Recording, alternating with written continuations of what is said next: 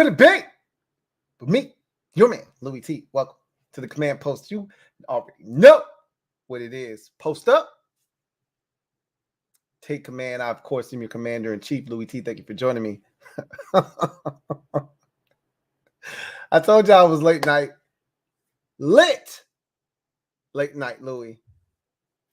Hey, you know I'm lit. I'm early. This joint was supposed to start at 9. It's 8:58. I'm early. So you know I'm lit. This is going to be a hell of a show. I'm just going to tell y'all straight up. If you ain't got shit to do, it's Friday night. You about to be entertained. Look into my eyes. Tell me what you see.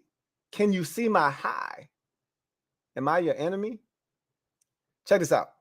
I got a secret to tell y'all. Closer. Come closer. I got a secret. I took an Eddie. And I'm having some drinks. Don't tell nobody else. So y'all are all like Ezel. Don't tell nobody else. All right. Let's get to the shits, man. Day 9 of Commanders practice. Back in pads. What in the major Tuddy went on today? I leave my office for a few hours and all hell breaks loose. What in hell?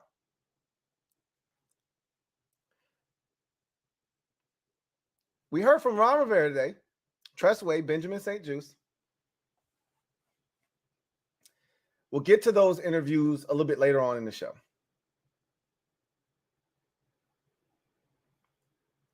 I want to talk about the practice itself.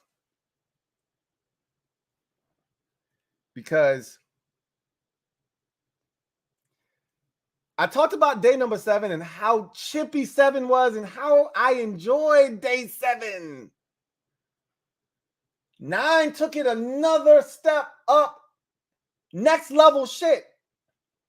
But it kind of, you know, there's a line you draw in the slang. Let's try that again. Y'all know what that is. There's a line you draw in the sand at some point. And you say, don't you cross that damn line. Don't you cross that line. I think a couple of guys may have crossed the line today and shit got real. This is a part of camp. I tell y'all that all the time. It's a part of camp. So before we get into the particulars of camp and the testy nature of camp, this was a really, really aggressive day of football for the fellas, for the good guys. Let's talk about some injuries, man, because we didn't have these issues for the first. And look, before I go any further, let me just say this. There's a lot of negativity going on right now, whether it's within the fan base, outside of the fan base. What I want to do is tonight, I'm going to nip some of that in the bud for you guys. I'm going to do that. But I need y'all to understand that when you put on the pads, this is the kind of activity that's going to occur. And I told you, it's not really football until the pads are on and guys start to get a little chesty. So these are the kind of things that you expect to happen. Ron talked about that. We'll talk about that throughout the course of the evening. But it could be a lot worse is what I wanted to make the point of.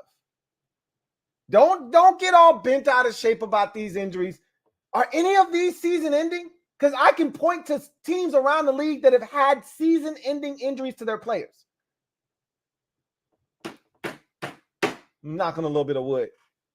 Don't bitch about a calf strain. It could be a lot worse. Don't bitch about a groin. It could be a lot worse. I've had a groin. Those shits are tough to deal with. We saw Curtis Samuel 2 years ago. How'd that groin work out for him? Pause. Understand that it could be a lot worse. All right. There's been a lot of feces flinging going on, right? Feces flinging. All right. There will be some of that, but there's a lot of fear feces slinging going on. And I want to stop a lot of that. Okay. The fear feces flinging is the problem. We'll get to that a little bit later on. So,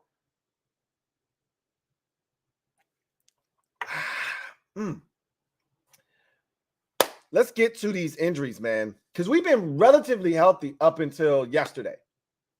Shit started to pop off yesterday. We talked about David Bottle with the torn tricep. Y'all saw that they put him on IR. Season's done. Signed a player on the defensive line to take his place. At the end of the day, they're starting to pile up now, but they're all minor. At least that's what we've been told. You know, Ron is one of the best ever to do it in telling us that, oh, that it's minor. Don't worry about that shit. And then we play this game of musical chairs with this guy being injured all year long and not being healthy. Like, we've done this before with Ron. Multiple times, too. It's not just one offense. We've done this multiple times with him, with guys that we thought were coming back, only to find out that that guy ended up having season-ending surgery at some point, or rarely played or didn't play at all after Ron said, oh, it's nothing. It's minor. So as much as I want to be like, hey, Ron said it ain't nothing, we're talking about Ron here. Like, when it comes to these injuries, Ron turns into Mike Shanahan. Believe him at your own risk. So here's some of the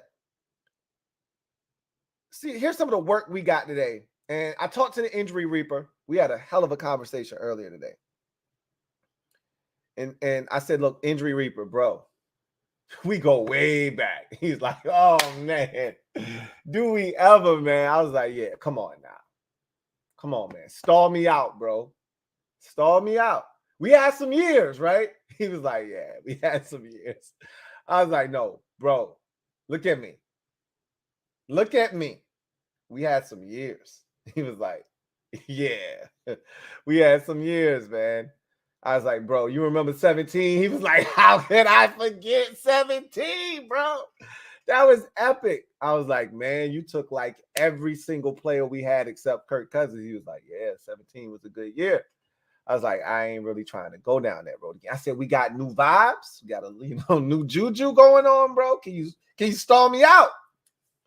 He was like, look, here's what I can do for you. I won't make them serious, but I can't guarantee you that I'm going to not touch a couple of your dudes. I said, hey, fair enough. The last thing I need is an Achilles or an ACL or a tricep or a bicep to one of the players that we're going to be relying on in a big role. So I had to make a deal with him. I said, bro, that's cool. I can rock with that. He's like, all right, man. I'll be in touch. I was like, I hope not. But that's my guy. So here's the list. Logan Thomas sat out of practice today, calf strain. Stop me if you've heard of a player having a calf strain on this team in camp this year. They claimed that it was precautionary that they held him out of practice. That he'll be ready for Sunday's practice. So I gave out false information earlier this week, multiple times, I may add, where I said that they would practice with pads Tuesday, Wednesday, light day Thursday, back to the pads Friday and Saturday. There's no practice tomorrow. They're off day, Saturday. They're back on the field on Sunday, which is interesting. But as you get closer to these preseason games, it makes sense. They're trying to get onto a schedule that aligns with what they'll be doing during the course of the season. Saturday is an off day, essentially, because you're the day before the game. Usually it's a travel day. If you're at home, it may be a walkthrough day. But for the most part, Saturday is an off day. So I think they're trying to get onto that schedule now, which is why they're off Saturday. And they'll be practicing Sunday because guess what? They'll be playing games on Sunday when the season starts. So, again, that makes a ton of sense. Conditioning their bodies 5 days on, 1 day off, you know. I shouldn't say it like that because you're not practicing Monday, Tuesday. Wednesday is the first day of practice, but y'all know what I'm saying. Anyway. So Logan Thomas calf strain. Curtis Hodges felt something in his hammy. So they held him out. Here's the thing that you gotta be mindful of. There's already no Amani Rogers. Logan Thomas calf strain now. This was the guy. Curtis Hodges was the guy that we said, all right, bro, this is your opportunity. Remember, he had an injury last year. They really liked him last year. He had an injury. They put his ass on IR so they could hold on to him. Here we go again. Somebody posted on the last video because we talked about injuries and how you can't. The best ability is availability. Somebody said you can't make the club in the tub. They showed their age, but you can't make the club in the tub. Speaking of age, my sister used the word gyrate today when she was talking about Beyonce. They going to the Beyonce concert tomorrow. And she said the word gyrate, to which me and my oldest sister said, how old are you? Gyrate? What are you, 65? Anyway, just can't make the club in the tub reminded me of that. Anyway. Emmanuel Forbes tweaked his groin today. This is the one that makes you go, come on, bro. You know what this is like? You know what this is like? Getting a brand new toy on Christmas morning. And you're like, yo, oh my God. You got me the Captain Insano 3000. Oh my God. You press this button and he pokes you in the eye. You press this button and he power bombs you. But you need batteries, and batteries aren't included. You need 2 AA batteries. And guess what your parents didn't buy you on Christmas? Ain't shit open neither. These are back in the days when won't shit open. Nowadays, you'll get the off-brand saying, hey, this is our chance to come up. Walmart's closed. Target's closed. This is our chance to come up. We open. Woohoo! Over here, we open. Back in those days, won't shit open on Christmas. You know what that's like? Buying a toy and getting it on Christmas Day, and you can't play with it because you don't have any batteries. That's what not having your first round pick available for you as you head into the preseason and into the regular season. That's what that feels like. Your newest toy, you can't play with it, right? It's disappointing. Emmanuel Forbes, as he was walking off the practice field at the end of practice today, was asked about his injury, and he said, it's nothing. It's not serious. It's nothing. Where have we heard that before? Stop me if you've heard a player, a rookie, get injured and tell us that it wasn't serious, and then we found out it was serious. When have we heard that before?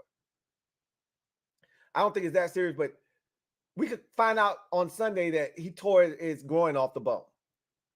He's going to be out for at least 2 months.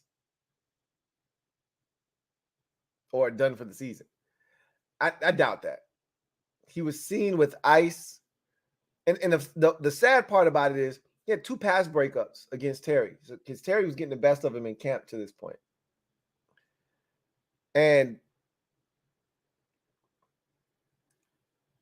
he made a pass breakup, and he limped off the field against Terry. He had 2 of them.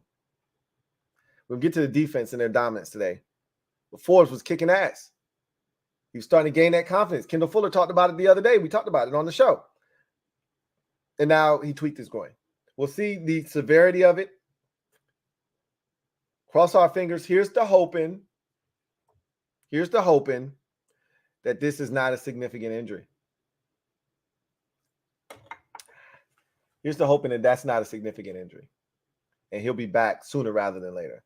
Like first preseason game, he'll be back. Like Ron is trying to make everybody be back on Sunday. That's not happening. Some of these guys that missed practice today won't be practicing Sunday either. And won't practice on Monday and Tuesday. Like this is Ron's shtick. So I'm not going to just act as if Logan Thomas will be back out there with a calf strain on Sunday. Ron talked about we'll get to that. We'll get to the particulars of what Ron had to say today. Because Ron had a spirited. First of all, Ron was effing some gum up. Did y'all hear that presser?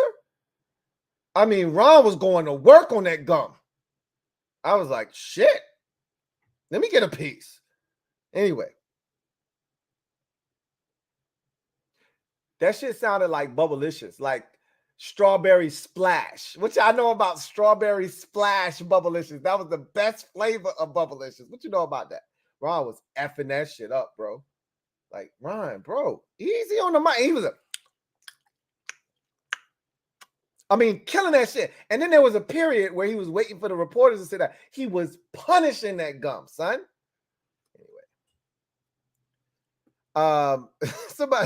Somebody like Miss Perry said sounded like Danny Smith. Danny Smith, first of all, Danny Smith had something different. He had baseball gum. Danny Smith didn't chew regular gum. He was chewing like Big League Chew or some Bazooka Joe, like 4 pieces. His wad was like this big, like he was chewing tobacco. Like Danny Smith's piece of gum was so big, he would have to spit just to keep the gum in his mouth because he ain't have enough space to keep saliva and the gum in his mouth at the same time. That's how big that wad was. Ridiculous. Anyway.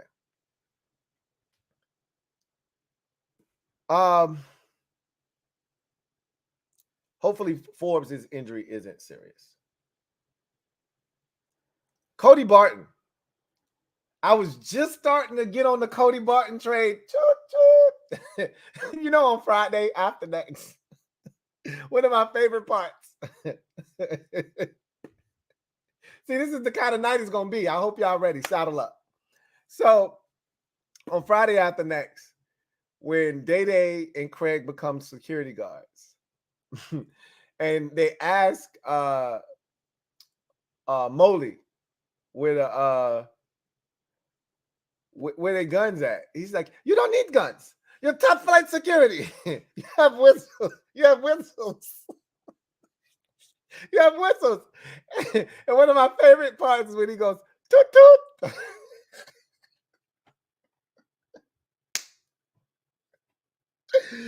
Toot toot.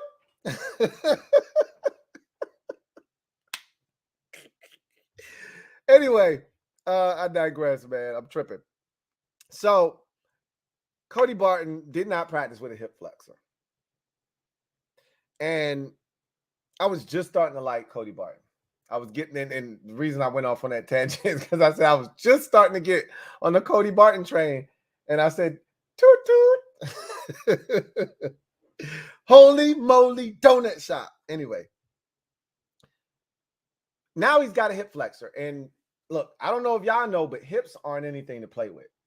It's like serious business. When you start talking about hip flexors, it's like a hip pointer, hitting your hip and then developing a little bruise on your hip. It's not comfortable. So hopefully he'll be okay. Of all the injuries, his seems the most benign. If we were ranking these, I'd put him at the bottom in terms of importance. He'll be fine. But you never want to see a guy missing practice anyway.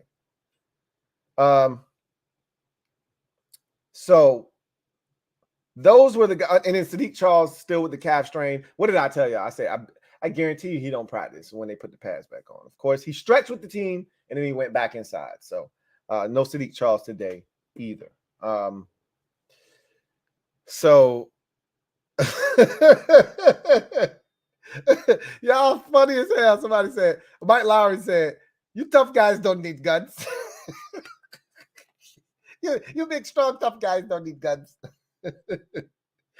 Swaggy P says, let me get a jelly donut. Hold the flies. Stacy Secure says, you need to turn your damn whistle in. That's after he got his ass whooped by them young boys. After Craig and Day were messing with their grandmas or moms. I think it was grandmas. Might have been their moms. I think it was their moms. And they were looking for him. And he said, I don't know where they are. He punched him in his eye. Anyway. Mike Laurie says, you were eating while I was getting a beating. Turn your Y'all are stupid. Y'all are dumb. Oh, man. Anyway. So practice was extremely chippy today with the pads back on, which we knew could be the case. They took a day off yesterday. Day 8, I told y'all, was a very, very light practice, low intensity. They've been running a ton of plays in practice up until that point, really overloading the offense, if you will. And then the 2 days previous, days 7 and 6 of camp, pads were on and they got after it. Day 7 was extremely chippy. We thought it wasn't anywhere near as chippy as today. Anyway, so today was whoo. When I tell you, like, this is how I remember camp being, playing football, and if you've played at any level, middle school, high school, college, the dog days of summer, that shit set in, and there's some practices where, hey, we ain't teammates right now. And they went for 2.5 hours today.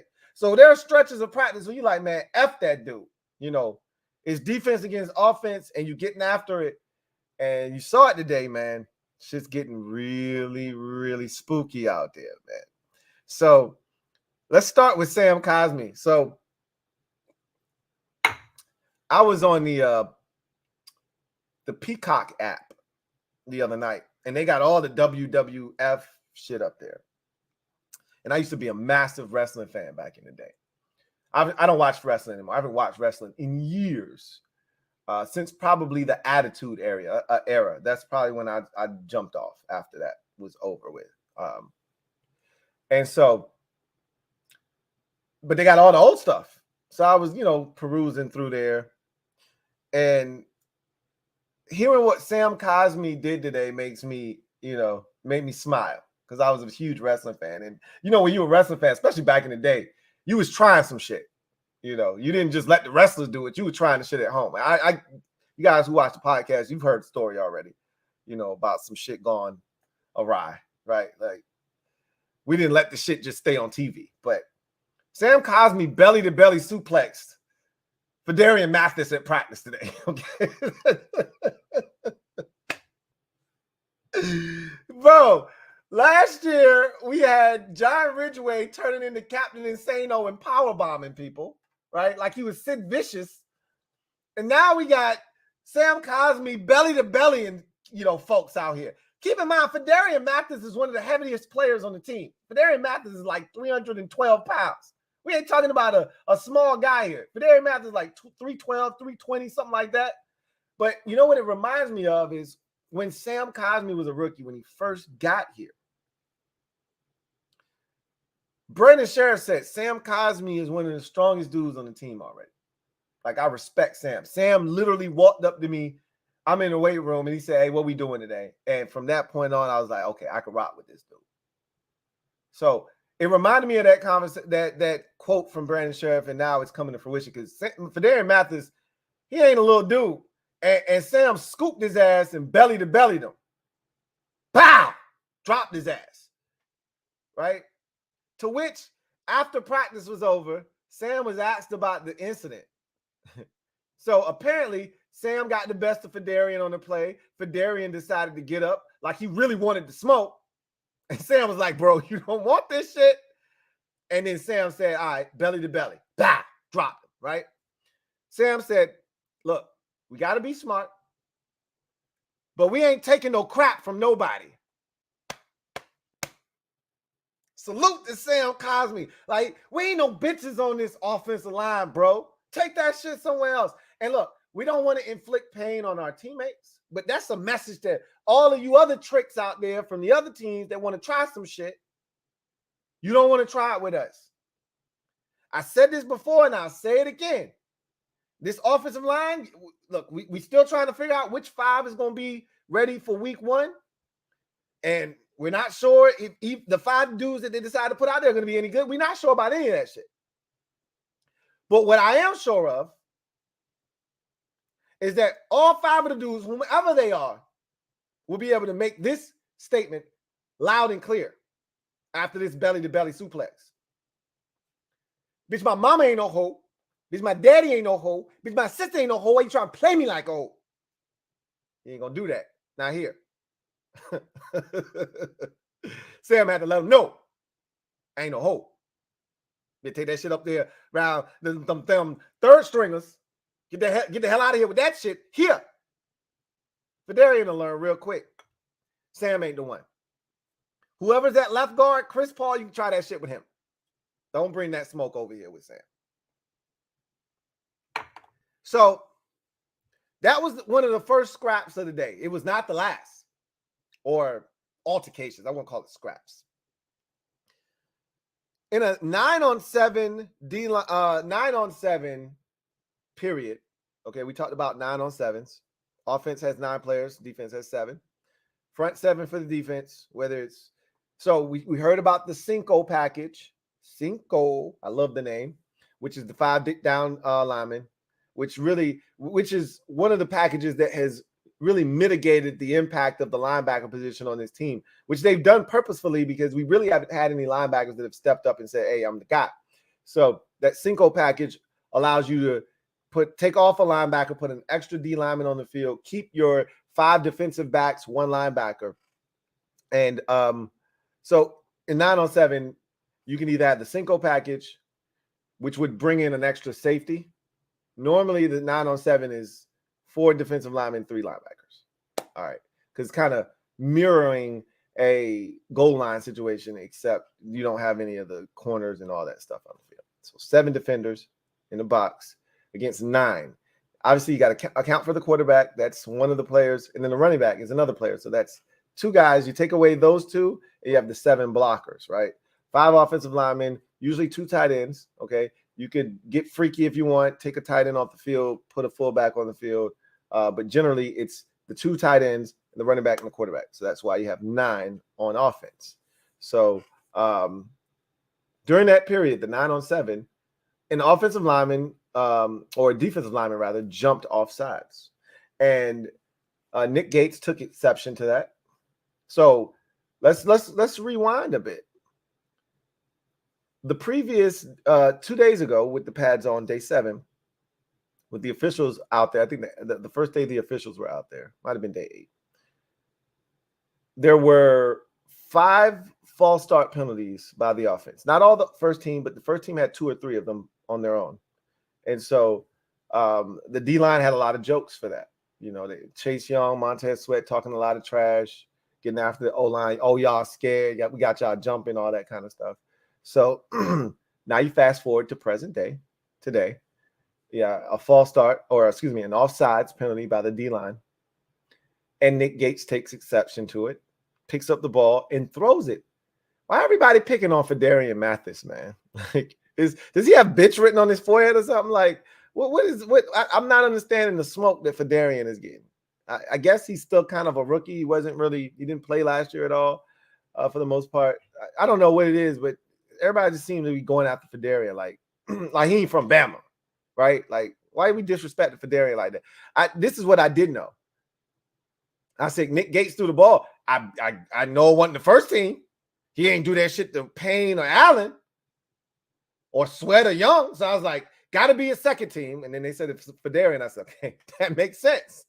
Because he won't try that shit. Try that shit on the train, right? Try that shit against the first team. He wouldn't have thrown the ball at if Payne jumped off sides, he won't throw the ball at him. Take your ass back to the huddle. Try that shit again, right? So, but of course, he threw the ball at him, and temper started to flare. EB jumps into the mix now. He's seen enough. All right, EB's seen enough. We got to restore some order here, right? So Bieniemy yells, "Get the F off the field.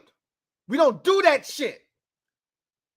To center, Nick Gates kicks him out of the huddle, off the field. They bring in Tyler Larson to keep running the 9-on-7 drill. Eventually, Gates came back in the game. But the point EB was trying to make is, look, bro, you can't lose your cool like that. You can't do that. That type of shit. We can't have that. All right. That's the shit that gets you beat. That's the difference between being 10-7 and making the playoffs or being 9-8 and missing out on the playoffs. Remember, the Giants lost. They tied with us because Will Hernandez decided he wanted to talk trash. I thought it was a terrible call. I don't think he was actually taunting at us. I think he was just like hyped that they just got that first down. And then he got the taunting penalty, and it ended up being a tie. They were going to win the game right there, because without that, they're not punting the football. They're going to kick a field goal. They were already in field goal range after that Saquon Barkley run. So they were going to beat us. We were down 20-13 at that time. They would have got that first down. The clock would have started to run. We'd have called all our timeouts, and then they would have kicked the field goal, went up 23-13, and we'd have lost the game. So, gotta keep your cool is what I'm getting at. And EB wasn't having that shit. So that was another little scrap, right? Then there's this one. Benjamin St. Juste, who is having an excellent camp to this point by all reports, lit up Cole Turner on a play and caused an incompletion. And instead of helping Cole Turner up, Benjamin St. Juste posed over him, which is a penalty in itself, which is dumb football. Like, y'all can sit there and talk about, oh, Benjamin St. Juste showing toughness, physicality. That's stupid as hell. Because if he did that shit in the game, y'all would be snapping off on his dumb ass, right? And I love Juste. Y'all know that. I think he's very intellectual in his approach. I think Juste is one of those dudes that can continue to get better. And his biggest thing is just staying healthy at this point, because we think we got a dog. Now, he doesn't pick shit off. That ain't his thing, though. But he'll break up passes. He'll be physical. And his thing is usually, hey, I just locked him up. But on this particular play, he lit up Cole Turner and stands over him while talking shit and doesn't help him up, doesn't extend the hand. I don't know if Cole Turner went to put his hand up and Benjamin St. Juste was like, nah, bro. Nah, I just lit your ass up. You get up on your own, right? I don't know what happened, but Terry McLaurin took offense to that. So Terry comes over, helps Bates up, and then verbally got busy with BSJ, right? Verbally got busy with Juice, and EB yelled, and I don't know who he was yelling at in particular, whether he was yelling at Terry or Bates, catch the ball, do your job. But he yelled, y'all quit effing around, do your job, essentially. To which Terry responded. And again, I don't know if Terry was responding to EB or if this happened, 5 seconds later. But I know Terry responded, you can't do that shit to your own teammates, bro. So I don't think he was directing any of the smoke at EB. I think he was talking to Benjamin St. Juste when he said that. You can't do that shit to your own teammate, bro. So that was a topic of conversation in the presser. We'll revisit that one, but that's the kind of day it was for the offense. I mean, they just couldn't get shit going. Chase Young was talking a ton of shit. So was Montez Sweat, but Chase Young was like nonstop yakety yak and giving them work. He got into it with Jared Smith Jones, the XFL tackle that we signed. Thought he got held by him during the day. And as they got a little testy, the whistle blew. And one of the defensive ends, I want to say it was Tez, that yelled, hey, they can't save you. Because the D-line was going to work on the O-line in these one-on-one drills. And they said, and the whistle blew to change periods. And it was like, nah, don't save them. They can't save you. So shit being talked all over the place, right? The defense was absolutely lights out tonight, or today, rather. They dominated the offense in a way that makes people question, hey, is this offense any good? Like, are they ever going to get their shit together? And how good is this defense? This is the thing that I'm worried about. I'm not worried about the offense yet. You know what I'm worried about? You know what I'm more concerned about? is this defense really good? This good? Because this has happened before. I don't know if to this extent, but this has happened before. But also, sometimes you can get fooled into thinking that, damn, man, they dominant. This defense is going to be outstanding. Don't get carried away. I'm going to challenge y'all to understand that even if they play well in the preseason, do not get carried away. Make them prove it in the regular season first. See, this is the thing. And y'all, I know y'all make it seem like it's a double standard. Like, oh, you're all in on offense and Sam Howell, but you won't give the defense any love. And they've been good 2 out of the last 3 years. My rebuttal to that is the offense can't be any worse. Can't be any worse. Because the only way they can be worse is if they turn it over more. But we weren't scoring points anyway. So we can't be any worse. The only thing that can make it, I say that, the only thing that can make it worse is if we turn the football over repeatedly. Like we can't get out of our own way, which we weren't doing that last year. We just weren't finishing drives. We weren't scoring points. And the year before that, we were putting the defense on the field constantly because we couldn't sustain offense. Last year, we sustained offense. We just couldn't finish it with touchdowns. And then, it wasn't always a guarantee that we were going to make the field goal. So either way, it doesn't matter how you get to that point. We weren't scoring any points. So in my mind, the offense can't be any worse than it's been the last 3 years. Hard to be worse than what we were the last 3 years. Last year, we scored 18.9 points a game. Like, what are we talking about? Defensively, we were excellent on third downs. One of the best defenses in the league, getting teams to punt the football, right? This defense was really good. We just didn't create turnovers.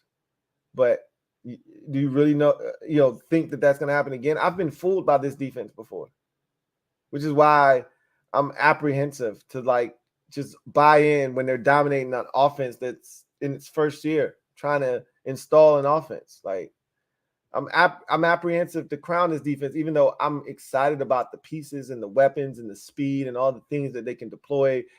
I'm excited about all of that, but I need to see it first. And not in the preseason, just in the preseason.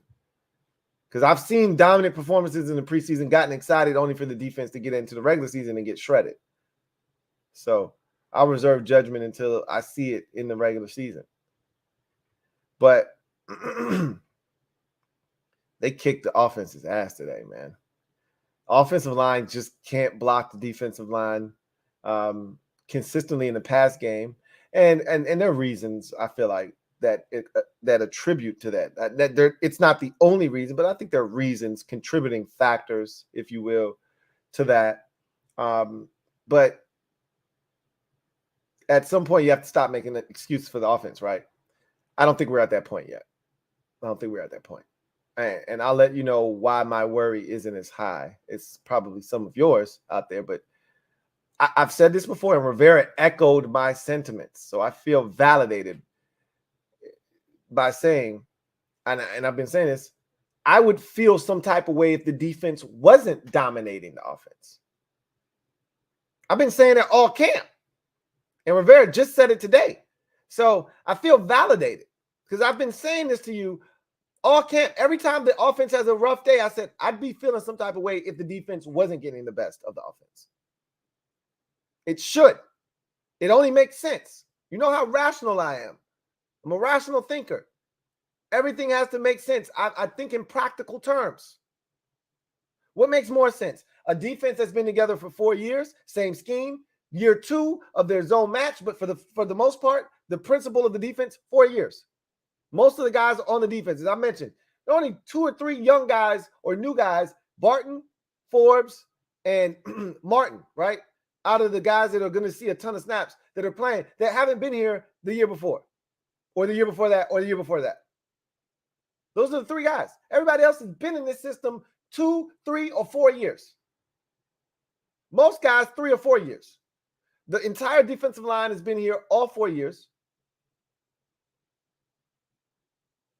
Yeah, all 4 years. The linebackers, Jamin Davis has been here. This will be year 3 for him. This is Barton's first year. We talked about that already. And then Fuller's been here all 4 years.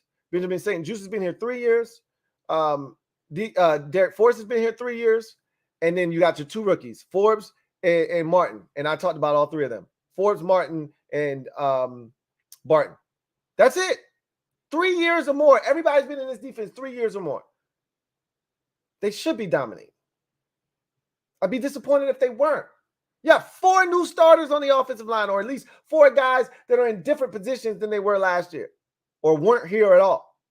4 new starters from a season ago on the offensive line.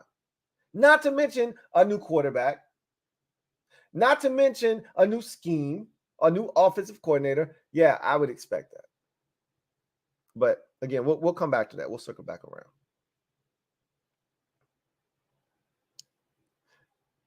Y'all want a side note? I mean, you want to break from all of the fear-mongering feces that's being tossed? You want to break from that? Here's a side note. Mitchell Tinsley, the undrafted rookie out of Penn State, has been running consistently throughout camp with the twos. Take it for what it's worth. You can read into that what you like. Preseason is going to tell the story. I have no doubts that he's going to perform in the preseason. Is Mitchell Tinsley in this conversation? When I did that UDFA series, I said, look out for Mitchell Tinsley. Of all the receivers that they brought in, I said, he's the guy. And you know, most of us knew this. He's the guy that's most ready for this opportunity. A lot of those guys are raw that they brought in here. Bryson Tremaine and Jalen Sample, young guy. Raw. More work to be done, right?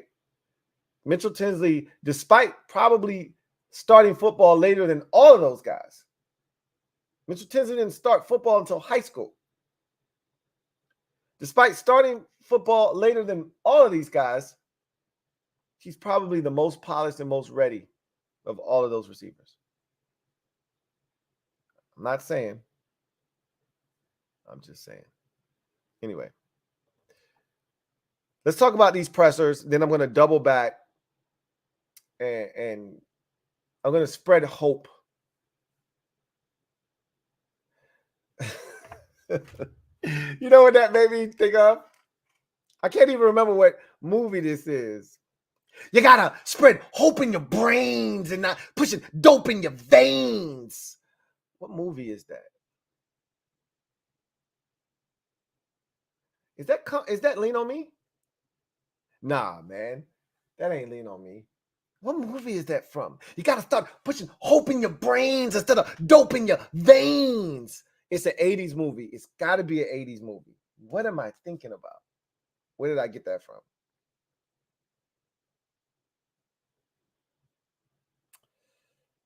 Anyway. Ron, today.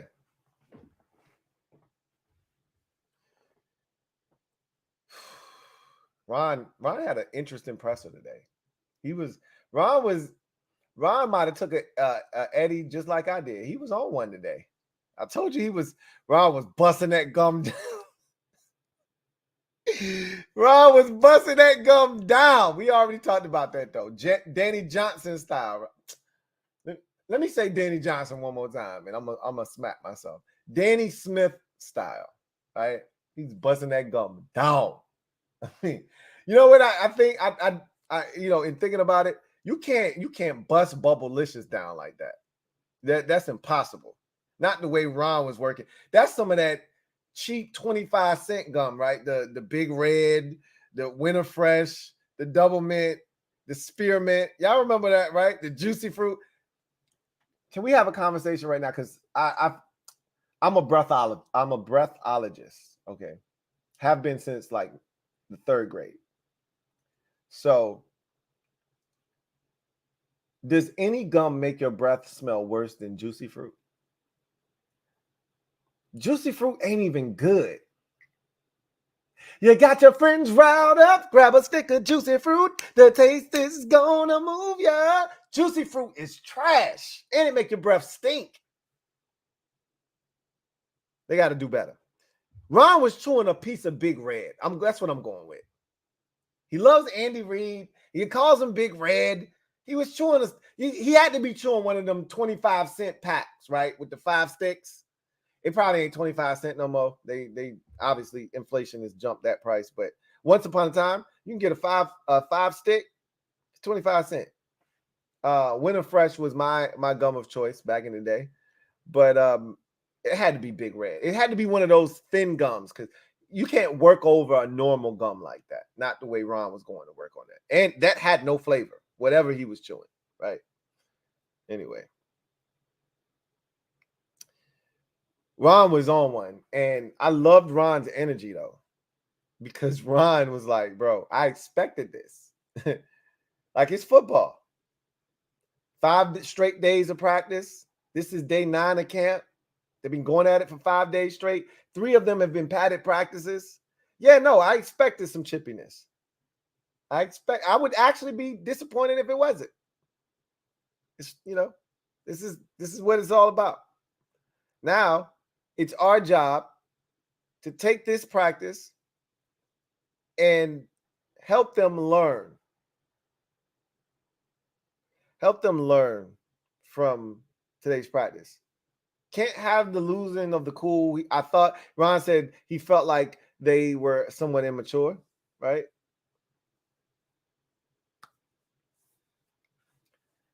At the end of the day, I think Ron was excited about the chippiness because he wanted to use it as a teaching tool. So he talked about that. And Chase Young said something that Ron thought was profound. And you know what? I told you guys this maybe 2 days ago. I said Ron is looking for guys to become leaders that police the other players so that he doesn't have to, right? We talked about that, right?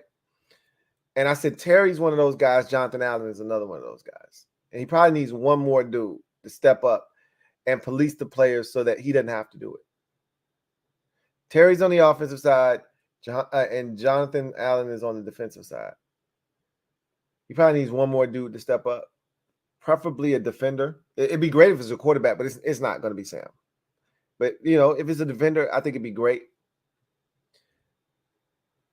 And Chase said that when Terry is mad like that, when he speaks up, it's serious. And Ron echoed that. Like, yeah, it's pretty serious. And I love that Terry stepped up because he's right. We got to take care of our teammates. Yep, you got the big hit. Okay, we get that. But you don't got to do all the extra stuff. Like, understand what's going on here. So, Ron talked a lot about the energy today and the aggressiveness and the chippiness, and that's to be expected. And he talked a lot about the offense because there's so much going on. We're going to talk about the offense, but there's so much going on with this offense and how they're performing in camp, and how dominant the defense has been. And he went into the same spiel that I've been going into, so I don't really need to go in depth with that. But he really broke it down. Like, he really got into the specifics as to why, the offense and all the reasons why they could be struggling. So he did that, and then he talked about all the injuries. He spent a lot of the presser talking, a good chunk of it talking about the injuries. And, explaining to everyone that, hey, they could be back on Sunday. They ain't gonna be back on no damn Sunday. Don't buy that shit. Don't let them fool you. Don't let them fool you. Don't let them fool you. Don't let them fool you. They ain't gonna be back. Maybe one. I told you, Cody Barton, out of all of these dudes, be the closest one to come back. Calf strain, and hamstring, and a groin. Yeah, right. Nah, they won't be back on Sunday. But that was Ron in a nutshell. I love this presser today. I really, actually, truly enjoyed Ron today. Minus the gum, right? Like, Ron went in on that thing. Benjamin St. Juste spoke, and they asked him about the little dust up with Terry and Cole Turner and all of that. And he was just like, look, man, I'm competing out here, being physical. It's football, you know.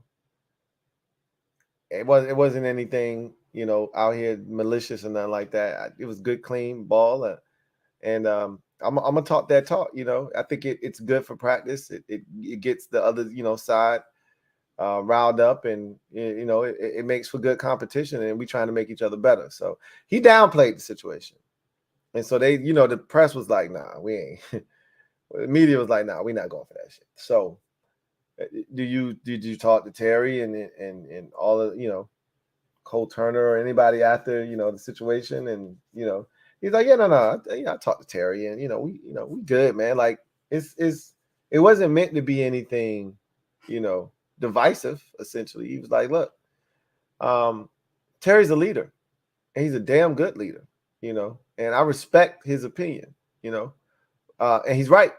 Can't be doing that over, but it's gonna be trash talk during the season. People gonna be trying to get at you, and you got to be able to keep your cool in those situations. He's not wrong, but I need him to understand you can't do that shit, because that's a 15-yard penalty. That's a third down, and you make that stop and you do that. That's a first down that you just gave up, bro. And I hope he understands that. As long as he understands that, I'm good. I love it. Thought it was, it lit a fire under Terry and the rest of those receivers and things of that nature. But I got no problems with it. But understand you can't do that during the game, and you want to practice game habits in practice.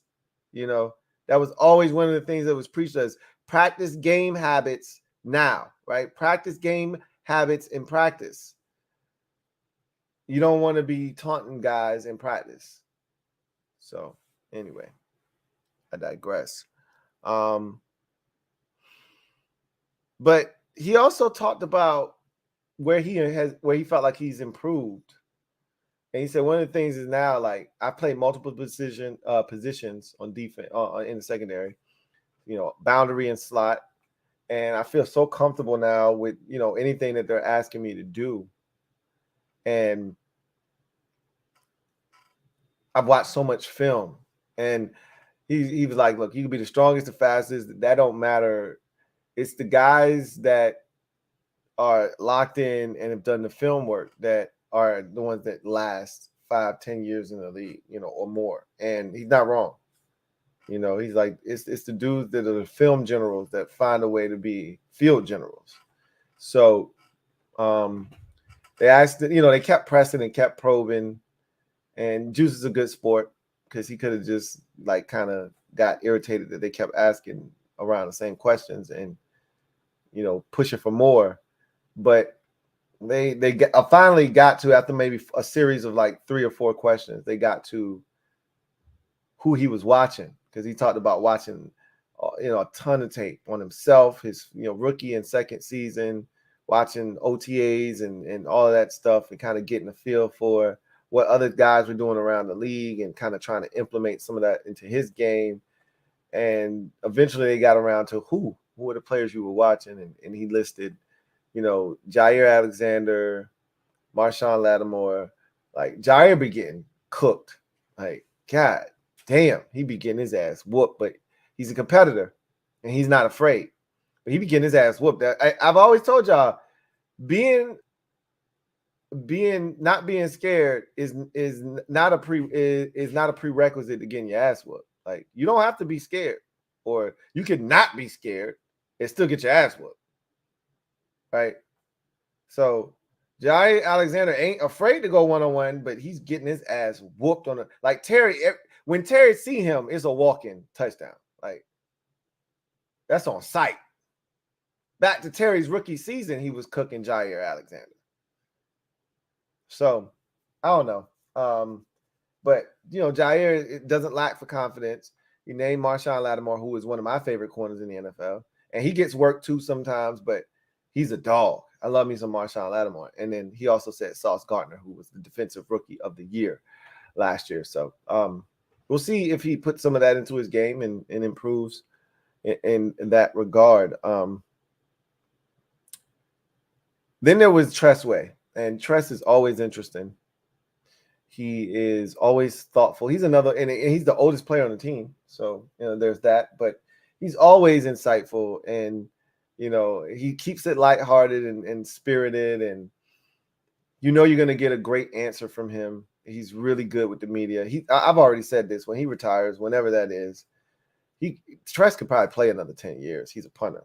He probably play till he's 45 if he wants to. But whatever the case may be, I think he's 33 right now, 32, 33 years old. He can play till he's 43 if he wants, honestly.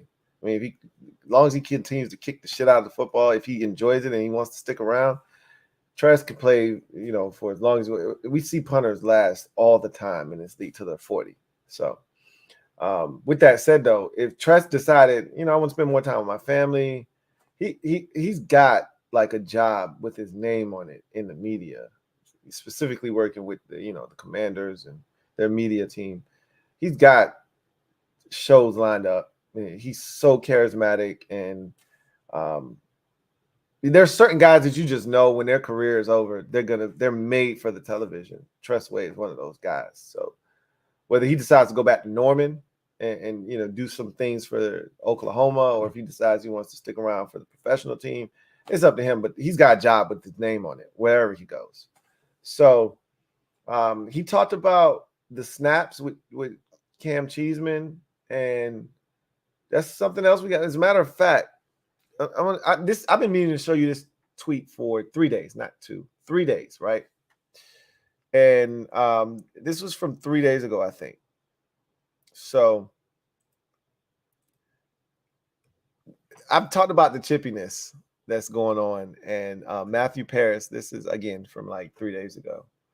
I think this is from the 7th practice, the one that I was telling you about that was just chippy at the time, not like 9. Practice 9 was crazy. Matthew Paris says Aaron Montario wanted a 3rd try at Benning P, but the defensive line wasn't having it. F no, you lost 2 in a row. Get your ass back there, William Bradley King yelled. So if you play football, it's lines, right? There are lines on both sides when you're doing one-on-one drills.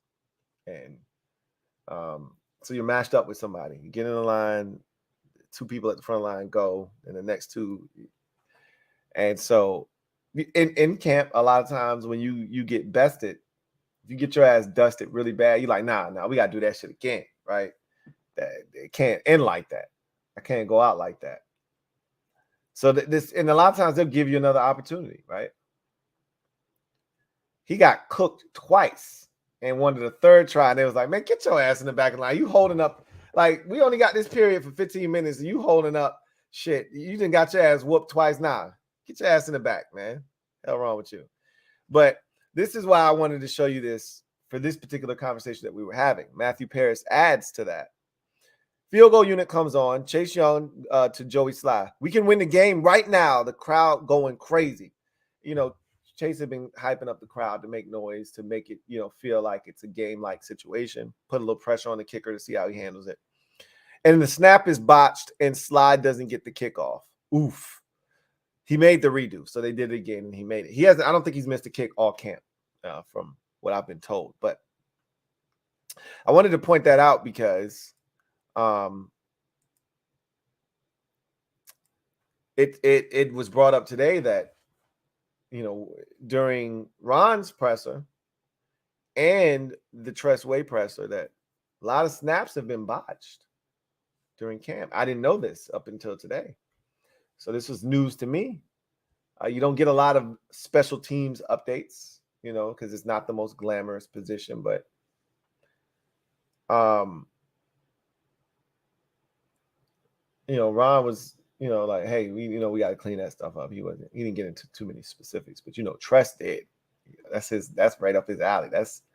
He likes to get nerdy right there. So Tress was like, hey, I'm glad you asked. So Cheese is working on this new grip, and this is the time to try it.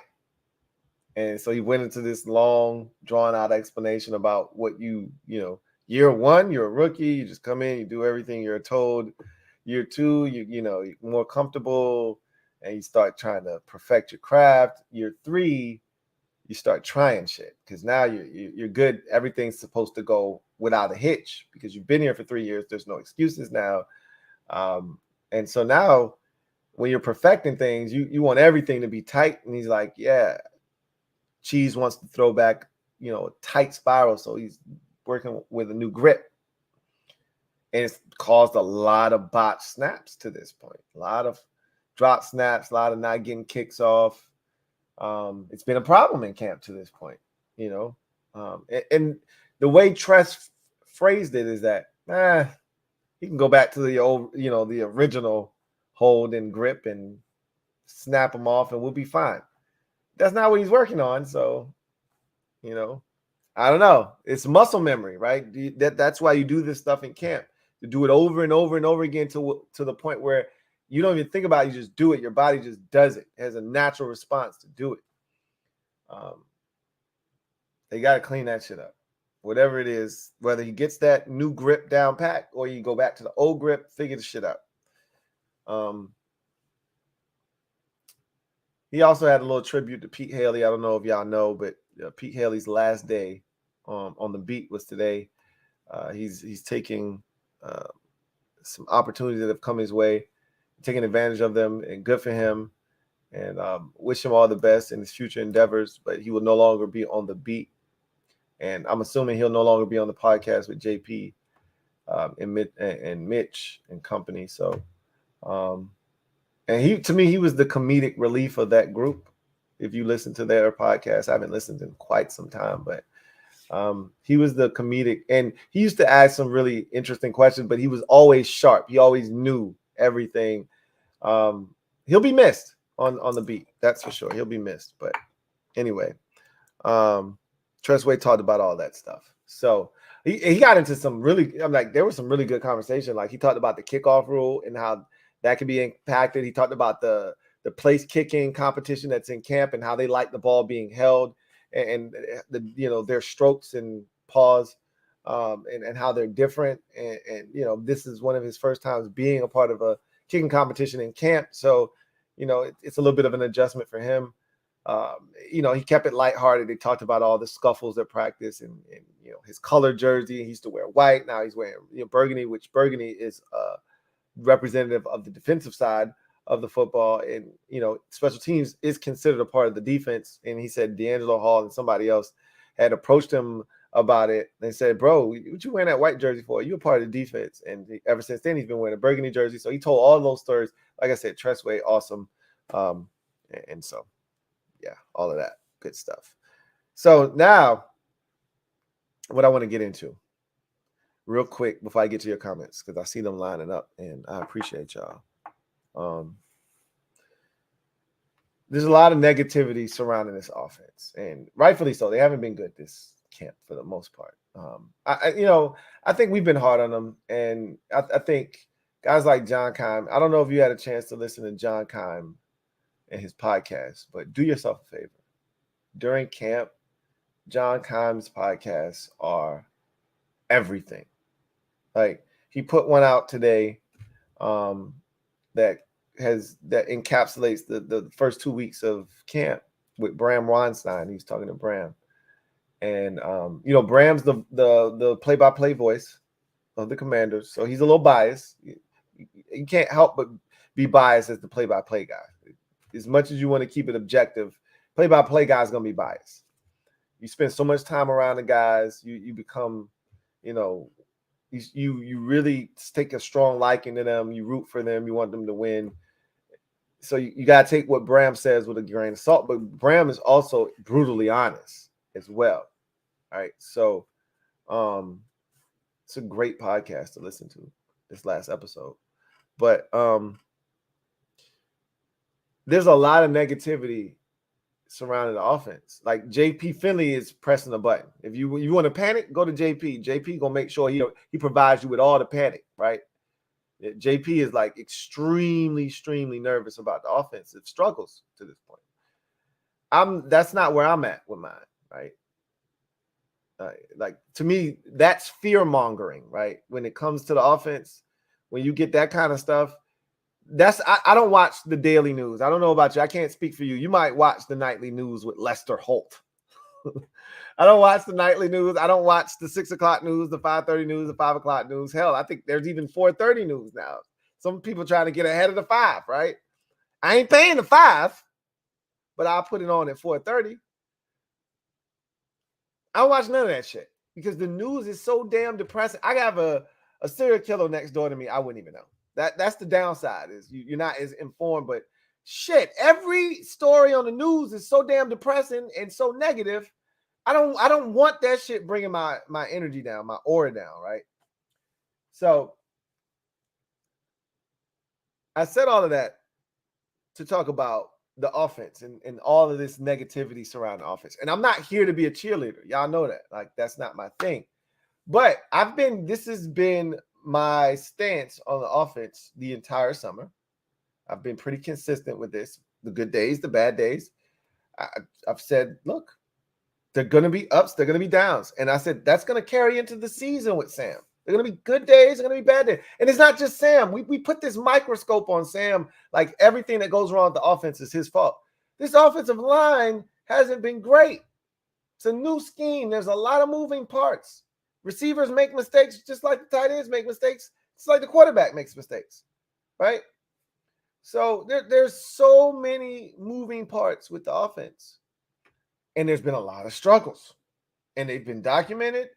And some people have, portrayed this offense to just be terrible. And they got to fix this.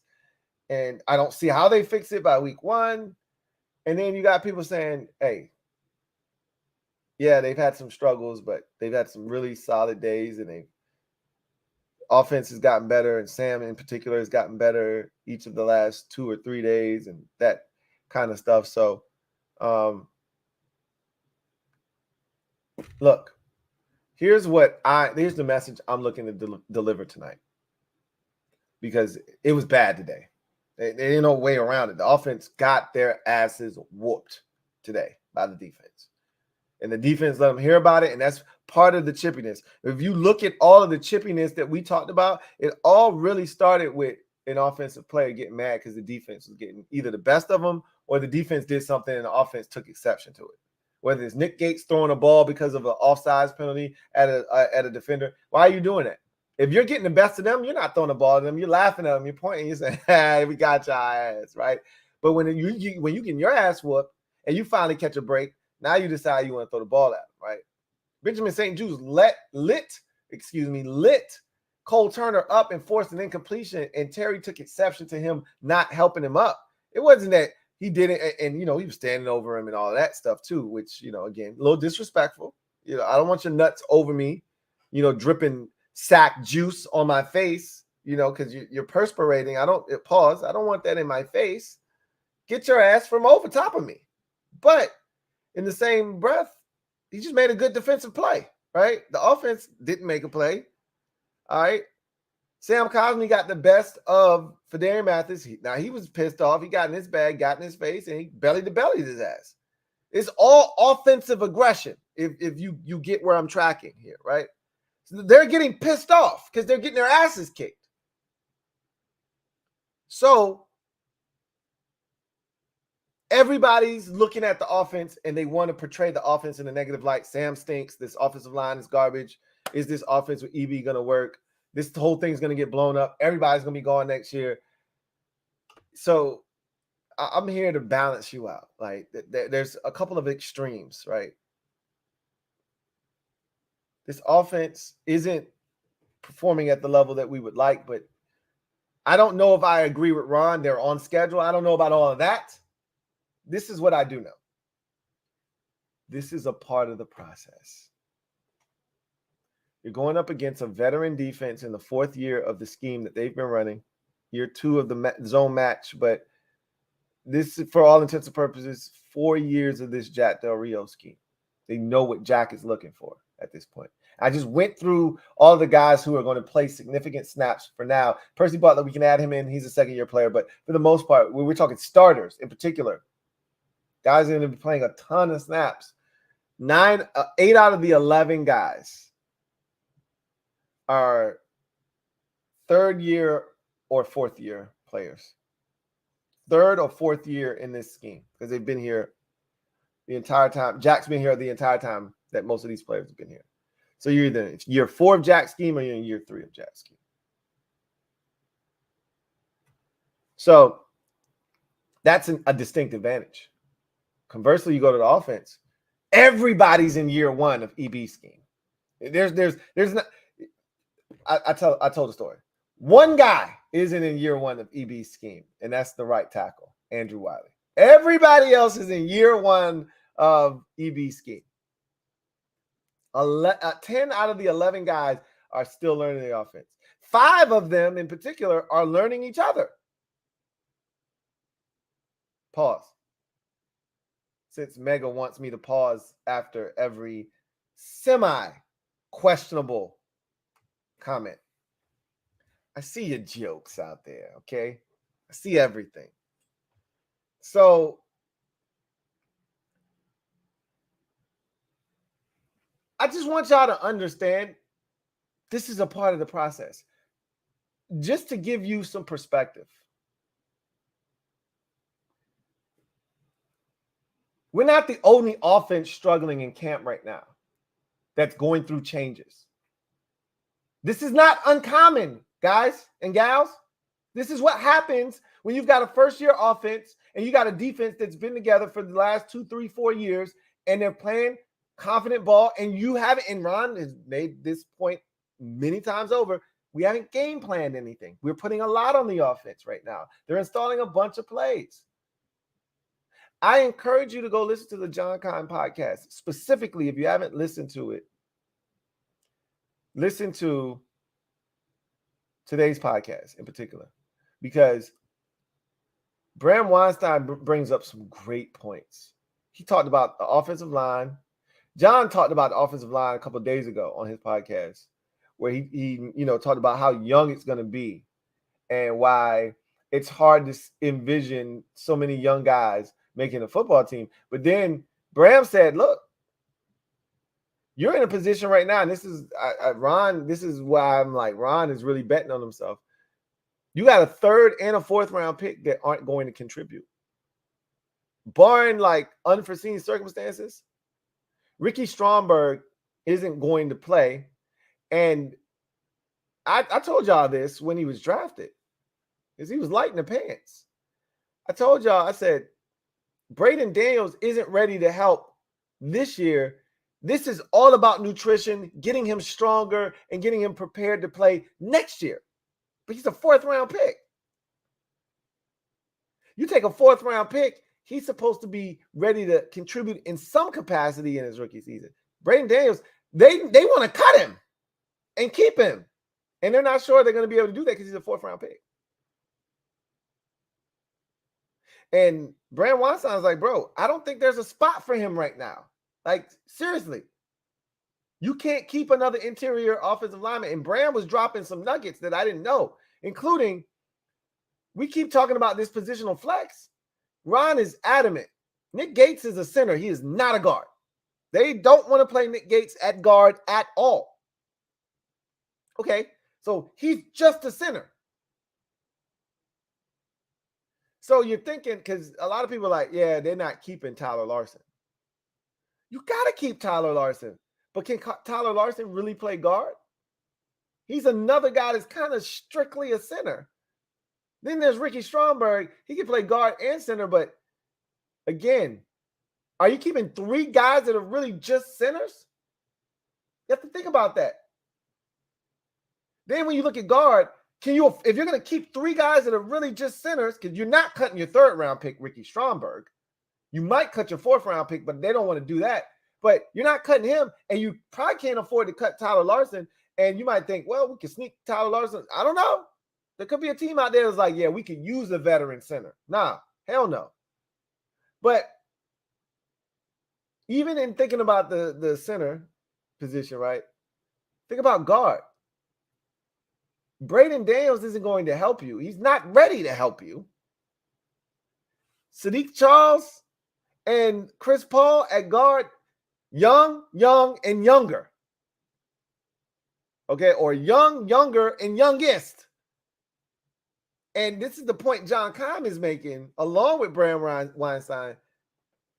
You got all these young dudes. Like, there's no veteran. There's no Wes Schweitzer to save you this year that's so versatile, can play left or right guard, and a veteran, and he's done it. If Chris Paul, and by all accounts, Chris Paul is starting to take a lead in this left guard battle with Sadiq Charles. Like, again, availability is the best ability, and Sadiq hasn't been available lately, and Chris Paul has, and he's been taking advantage of these reps.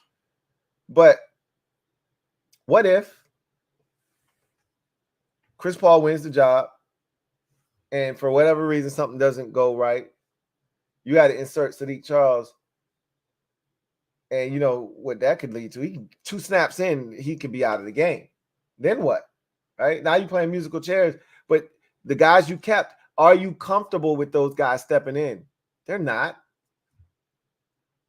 Which means they're going to need one of these veteran guards to step up. It's just a lot. It's a lot to digest, man. But they did a good job of talking about it on that podcast. That's why I really urge you to go take a listen to that. But back to the conversation at hand. So you want to talk about offenses. Ours is struggling. Yep, we know all of that. Vegas Raiders camp. Jimmy Garoppolo just got there, right? Brought him over from San Francisco, free agency.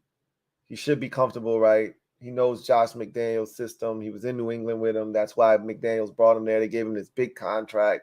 He should be tearing shit up, right? They got Devontae Adams. They went out and signed your boy from New England, right? Jacoby Myers. They got talent, right? Oh, he should be killing it. Jimmy Garoppolo threw 3 picks in practice today. 3. Not 1, not 2, 3 picks in practice. And then got his toe stepped on, and he was on a pitch count and had to leave practice. How you on a pitch count and you still throw 3 picks in a limited amount of reps? You throw 3 picks and get your toe stepped on and leave practice early. Their offense is struggling. I'm not done yet. The Ravens, up I-95.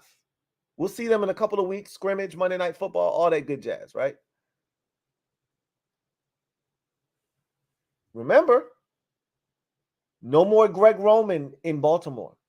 New offensive coordinator means new scheme. They went out and got all these weapons. Drafted the receiver from Boston College. You got the receiver coming back from injury that was a first-round pick a couple of years ago. They went out and signed Odell Beckham Jr. They got all this talented receiver for the first time. Lamar Jackson's got all these weapons to work with. Flowers and all these dudes, right? They can't even get a pass off. It got so frustrating. Lamar had to eat one play where he ended up taking a sack that he punted the ball after the snap, after the play. He punted the ball down the field in disgust. 2 plays later, his tight end, Mark Andrews, flips the bird to an official that's out there at practice, frustrated that he didn't get a call on a play where he thought he was interfered with. They're struggling on offense. New system. All these players that you expect to go in there, new players. Odell has to establish chemistry with Lamar and vice versa. Lamar has to establish chemistry with Flowers, the rookie out of Boston. Yeah, they're struggling. Shit happens, right? Carolina. New system. Frank Reich coming in there, implementing his new system. Bryce Young, rookie quarterback. Not that different from Sam. Sam's only got 1 NFL start on his belt. A little different because Sam's been in an NFL offense, whether it's a different one, it's a different one than the one he's in now. But he's in an NFL offense, had a season under his belt, but he only played in 1 game. It started only 1 game. He's in a similar situation to Bryce Young in Carolina. New system, bunch of new pieces. Young quarterback. Bryce Young would have been sacked 4 times. They counted 4 times he would have been sacked. And he was pressured another 3 times in practice. Had to throw it away 2 other times. In addition to the 3 pressures. We had to roll out of the pocket. They've been anemic on offense. They're getting their asses kicked on offense, are the Panthers, by their defense, which is a damn good defense, by the way. Sound familiar to you? This is all transpiring. All of those things transpired today. Ravens struggled. Panthers struggled. Jimmy Garoppolo threw 3 picks in Vegas practice today. It happens. The defense is much further ahead of the offense this time of the year, especially when the theme is new scheme, new system, trying to fit new pieces in. These are the growing pains. Don't overreact. You know when I'll start to panic? And I told y'all this with Curtis Samuel in his first year. I was like, you know when I'm going to start to get worried? When we get to the preseason and he ain't playing. Then I'm going to start saying, hey, man, wait a minute. This shit is getting a little worrisome. And I said, when we get to September and we still don't know, now we got a problem. Now I'm pressing the button. But I need to see the preseason first. Before I get worked up about the offensive struggles, hogwash. Look, I'm not telling you this offensive line is great. What I'm telling you is, let me see what they do against a defensive line that's not Jonathan Allen, Montez Sweat, Deron Payne, and Chase Young. Let me see what they do against a unit that's not that. That's what I'm saying. It'll be a good test against the Browns week 1 because you got, if he plays, you got Myles Garrett on that line. It can get real dicey real quick. That'll be a great matchup for them. But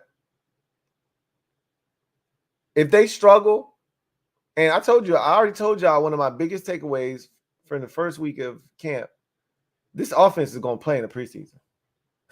You bet your ass. We're going to see a lot. You may even see Jacoby Brissett get some reps with the one. What will tell us if this is a real quarterback competition or not is because the assumption I have is Sam is going to start both games. This ain't, if it was a real true competition, Sam would have started the game, Jacoby would have started the game. They ain't doing that. Sam's going to start both of these games. But what's going to probably happen is they're going to leave the starting offensive line out there, and they're going to leave those receivers and tight ends and running backs out there, and they're going to give Jacoby a possession or two with those boys out there as well.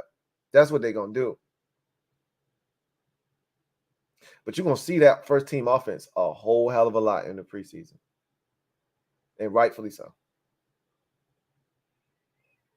But I said all of that to say this. Other teams are struggling too. We're not the only one. This is not uncommon. This time of the year, the defense is ahead of the offense. Pump your brakes and drive slow, homie. Drive slow. We struggle in the preseason. We can't block nobody in the preseason. And that's when I will start to sound the alarm and be like, look, man, I'm close to pressing this button. I ain't going to press it, but I'm definitely going to press the alarm. I'm going to sound the alarm, pull that alarm down. Everybody got to evacuate the building. We got to talk. I ain't going to press the button because if I press the button, ain't no going back. But I'm going to sound the alarm. We ain't there yet. All right. So let's get to the comment section. See what y'all talking about.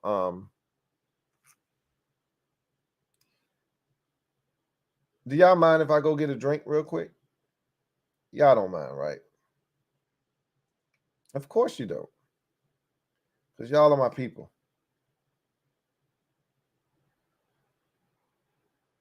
So I'll be right back after these messages. Don't go anywhere.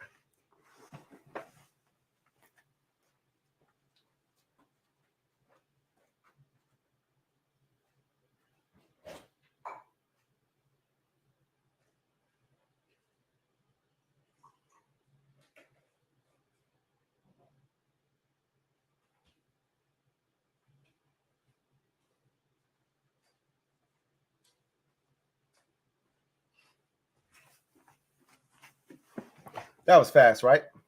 I hope. All right. No, I didn't take another Eddie. Chill. All right. One is enough. I feel good. I don't need anything else. Ed B. Thank you for being a member of the MOBB. Been a member for 23 months. Damn near 2 years, my guy Ed B holding the kid down. Really appreciate you. You know what it is.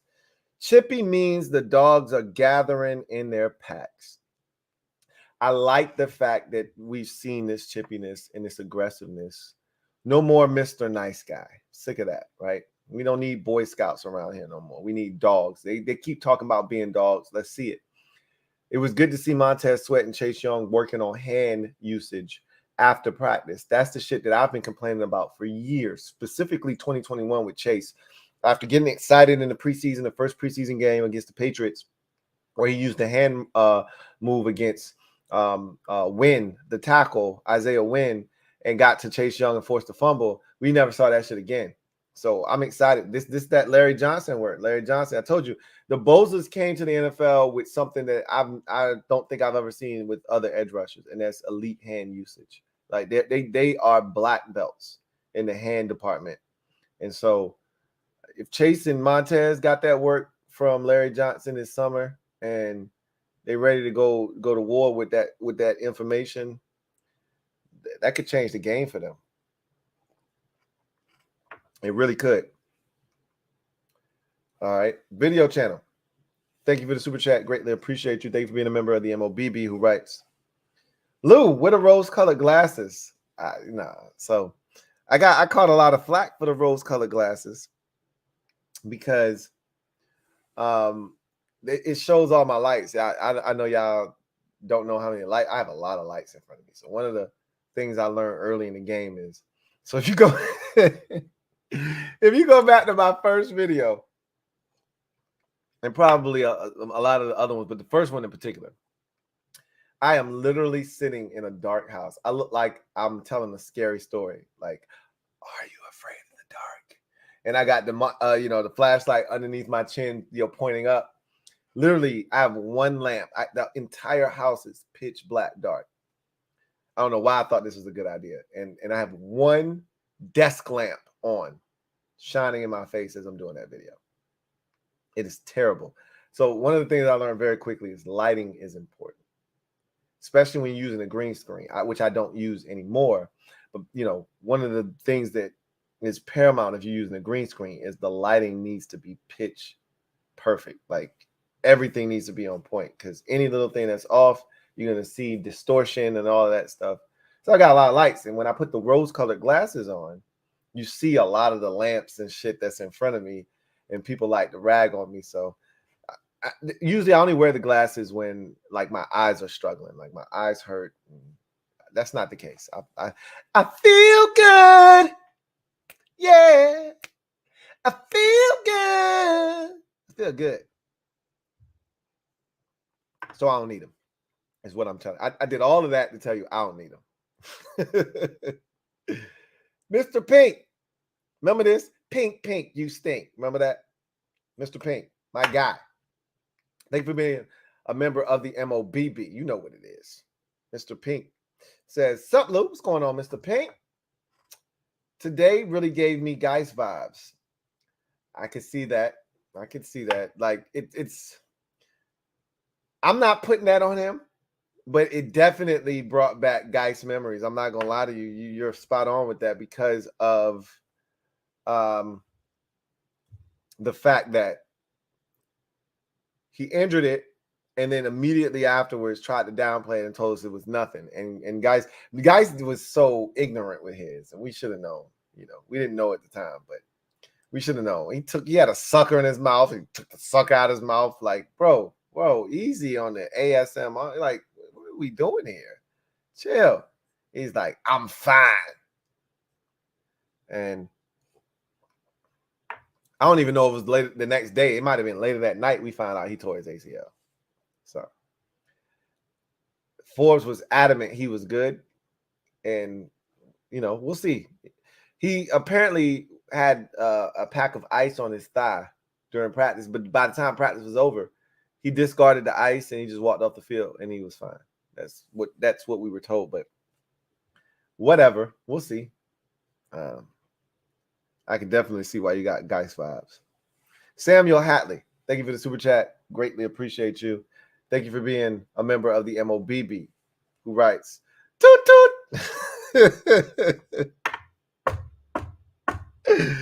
Hey, go ahead, man. That's one of my favorite parts. That you know what? Friday after next.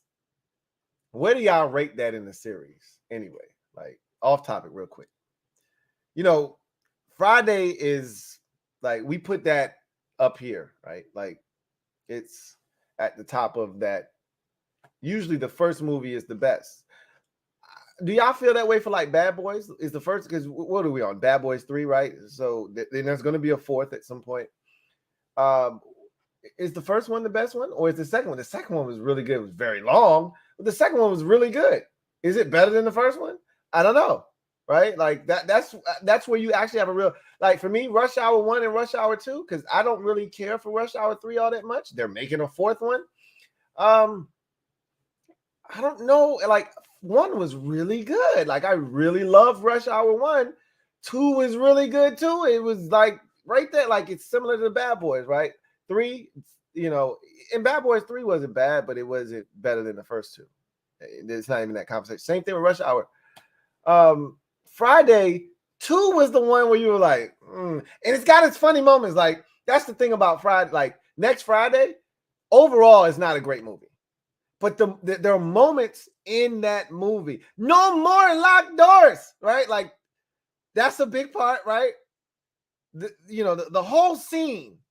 First of all, shout out to the little white dude in the movie. I forgot his name, but he passed away not too long after Friday. Next Friday came out, but that whole scene where Day goes to work. First of all, the whole scene about the 20, hey, them 20s. Nah, they ain't 20s, but they clean though. He's like, nah, them 20s. He's like, nah, they ain't 20s, but they nice. He's like, all right, they, you know, they 18s or whatever. You know, he finally admits, right? But that whole scene where he goes to work, Day goes to work to the CD store. That whole shit with, you know, what was Lady of Rage name in the movie? I can't remember because he keep calling her fat bitch, and that's not her name. But he said, it's not even in the rapper. He got a cookie, pulled a cookie out. Which you say, because you ain't gonna catch me. Here, I got a cookie. It ain't even in the wrapper. You can get to it quick. And then Pinky think that he tried to rob me. And he's like, ooh, say one more thing. And this shit is over. Like that whole scene, crazy, right? But that movie wasn't a good movie. The first one, and then the third one for that series. Friday After Next is crazy. It's one of the funniest movies ever, right? You watch it over and over and over again because that should come on BET like all the time. Like they baby boying that shit on BET to the point where it's on all the time. It don't even got to be Christmas no more, and you just watching that shit, and it's funny as hell. But with all the funny scenes in that movie, Toot gives me every Toot. That shit gets me every single time. Anyway, I digress. Baby D. Thank y'all. Joe Rockhead, Duke Nukem, all of y'all out there. Baby D is her name, right? When she come up there with her sister, the little sister gonna be bigger than the little sister, than the big sister, all of that. Like, come on, man. That movie is hilarious. Anyway, Toot is right up there. That whole scene right there. Ethan Dykes. Thank you for the super chat. Greatly appreciated. Thank you for being a member of the MOBB. My guy, Ethan Dykes, writes, are you worried? How worried are you about the offense? Not going to lie, I'm a little worried, but it's great to see their fire. We got some dogs. Terry is him. Salute. Salute to you, Ethan. I just explained to you. I'm not very, I'm worried, but I'm not like as worried as some out there. I understand that it's going to be a work in progress, that it's going to be a struggle at times, but I'm not going overboard with it. The worry and the fear and all of that stuff. Preseason will tell that first preseason game is going to be huge, but that week of practice with the Ravens is going to pretty much, if Sam goes out and kills it during that week of practice against the Ravens, then they're going to announce him as the starter after the second preseason game. They won't do it before the preseason game. They'll do it after. But he'll be the starting quarterback. Like, they'll make the announcement, and we won't have to worry about that conversation anymore. If he struggles, and it's eye-opening, like the Ravens dominate and the offensive line isn't good and Sam's just flustered, then there's going to be a conversation, and it may be a real one. Because Ron's job is on the line. So, we'll see. But I'm not super worried. And I've expressed that to you guys. So, Uncle Jay, what up? Jason Rogers, thank you for the super chat. Greatly appreciate you. Thank you for being a member of the MOBB. My guy, Uncle Jay, writes, I said the same thing about Juice. What if that was a real game? We would have all been pissed, calling for his job when the flag came out. And that's kind of where I was with this situation. I was like, I'm cool with the play he made. I don't love the taunting. It is camp. I'm hoping he knows better. Terry was right to come over and say something to him. Terry wasn't probably thinking about it in the same, respects that I was. The first thing I wasn't thinking about, hey, that's John Bate, is his teammate. Don't do that to John. I didn't see the hit either. It could have been a vicious hit, and then he did that. And then that makes it, the context changes. But if it's a good, clean hit, John is fine. He just didn't help him up, and he was posing on him. Terry might have been in his bag because they were struggling. Emmanuel Forbes had 2 PBUs against him already, and the offense can't get anything going. And we talked about this already, and then you snap off. Right? I mean, hell, Terry talked about it on the Pivot podcast where, you project because you mad about something else, but the dog do something small and you snap off on the dog, right? That might have been Terry snapping off on Benjamin St. Juste for something. Now, it wasn't as small, but it was still not necessarily – it didn't necessarily warrant that kind of response from him, but he did it because he was pissed off about other stuff that was going on with the offense. That could be the case.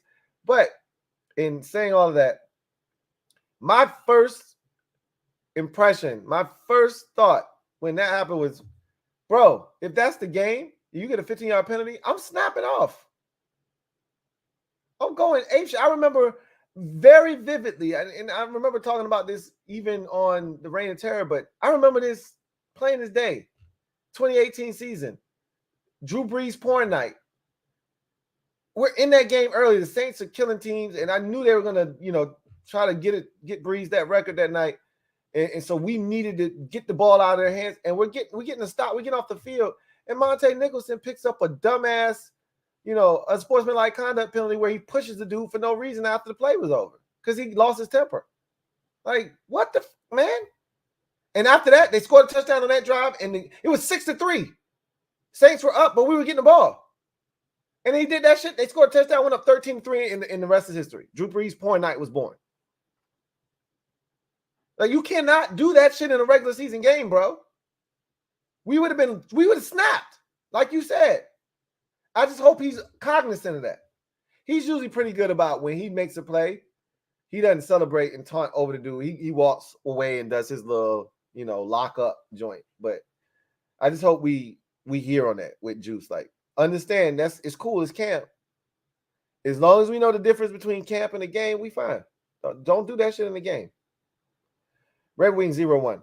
Thank you for the super chat. Greatly appreciate you. Thank you for being a member of the MOBB. Who writes, I ain't tripping. We still got 5 weeks to go. O-line in general has been gelling better. A little worried about Forbes. Not panicking. Just monitor him. I think I'm kind of right where you are. From all reports, the O-line is getting better. Baby steps, right? But it's a step in the right direction.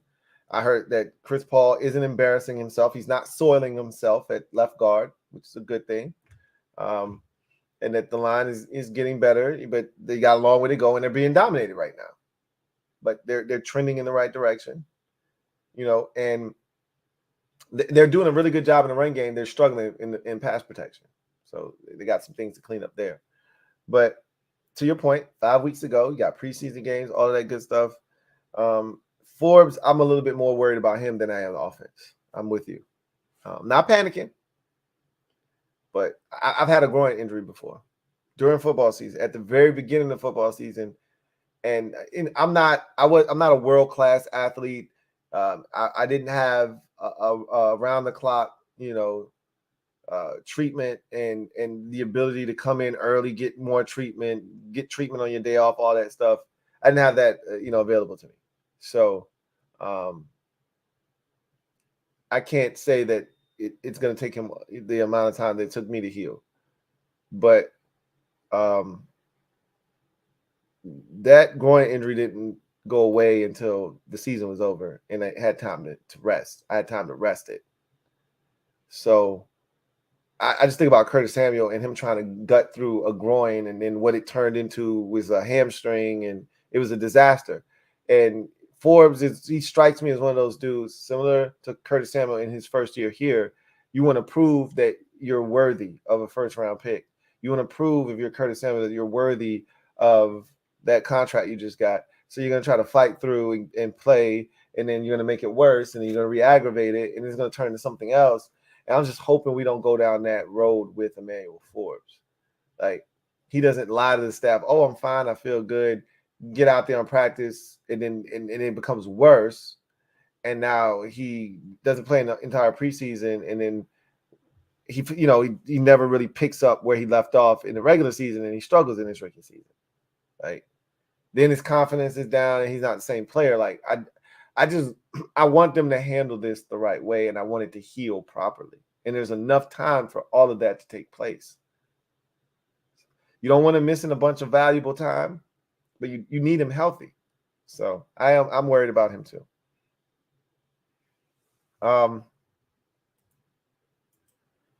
Red Wing 01, thank you for the super chat. Greatly appreciate you. Double up. Thank you for doubling up. Who writes? I'll also say this. I don't know if practice was inside or out today, but I was working all day outside and the weather was downright dreadful. I can see why tempers would flare in those conditions. So practice was outside.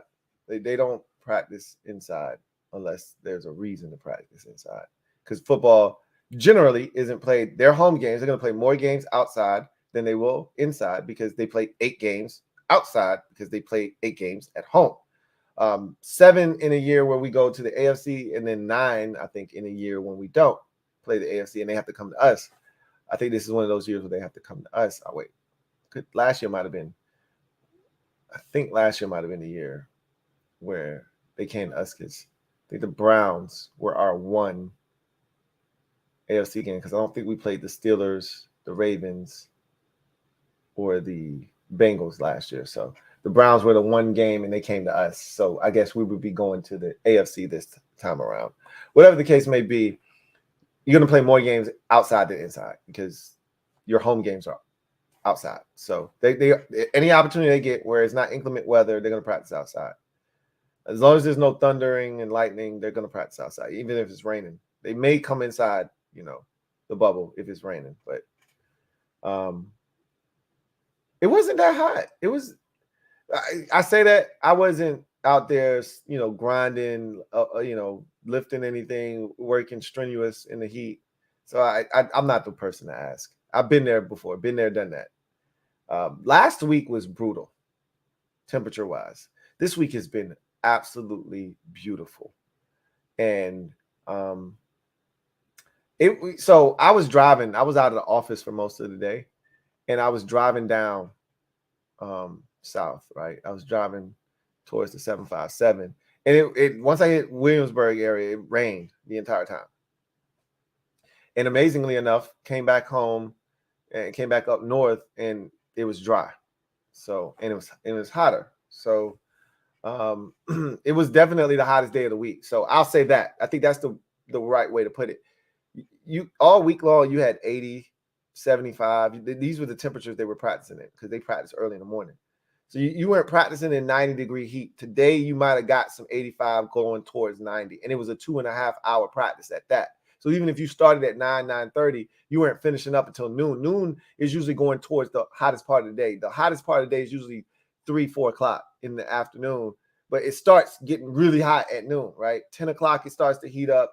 By the time you get to noon, if the high of the temperature of the day, The high is 97. At noon, it's probably 92, 93 degrees.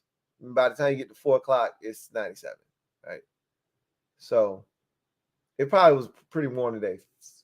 You know, especially when you compare it to the rest of the week when it wasn't all that hot. And you know what heat does, right? So the Phillies ace. I agree with you. The Phillies ace. Thank you for the super chat. Greatly appreciate you. The Phillies ace 34 writes, my guy Louie, what's good? Juicy fruit sucks, just like the Cowboys. Washington is going to be tough offensively if Howell gets protection. I'm not delusional because y'all came into Philly and won. Should my Eagles be worried again?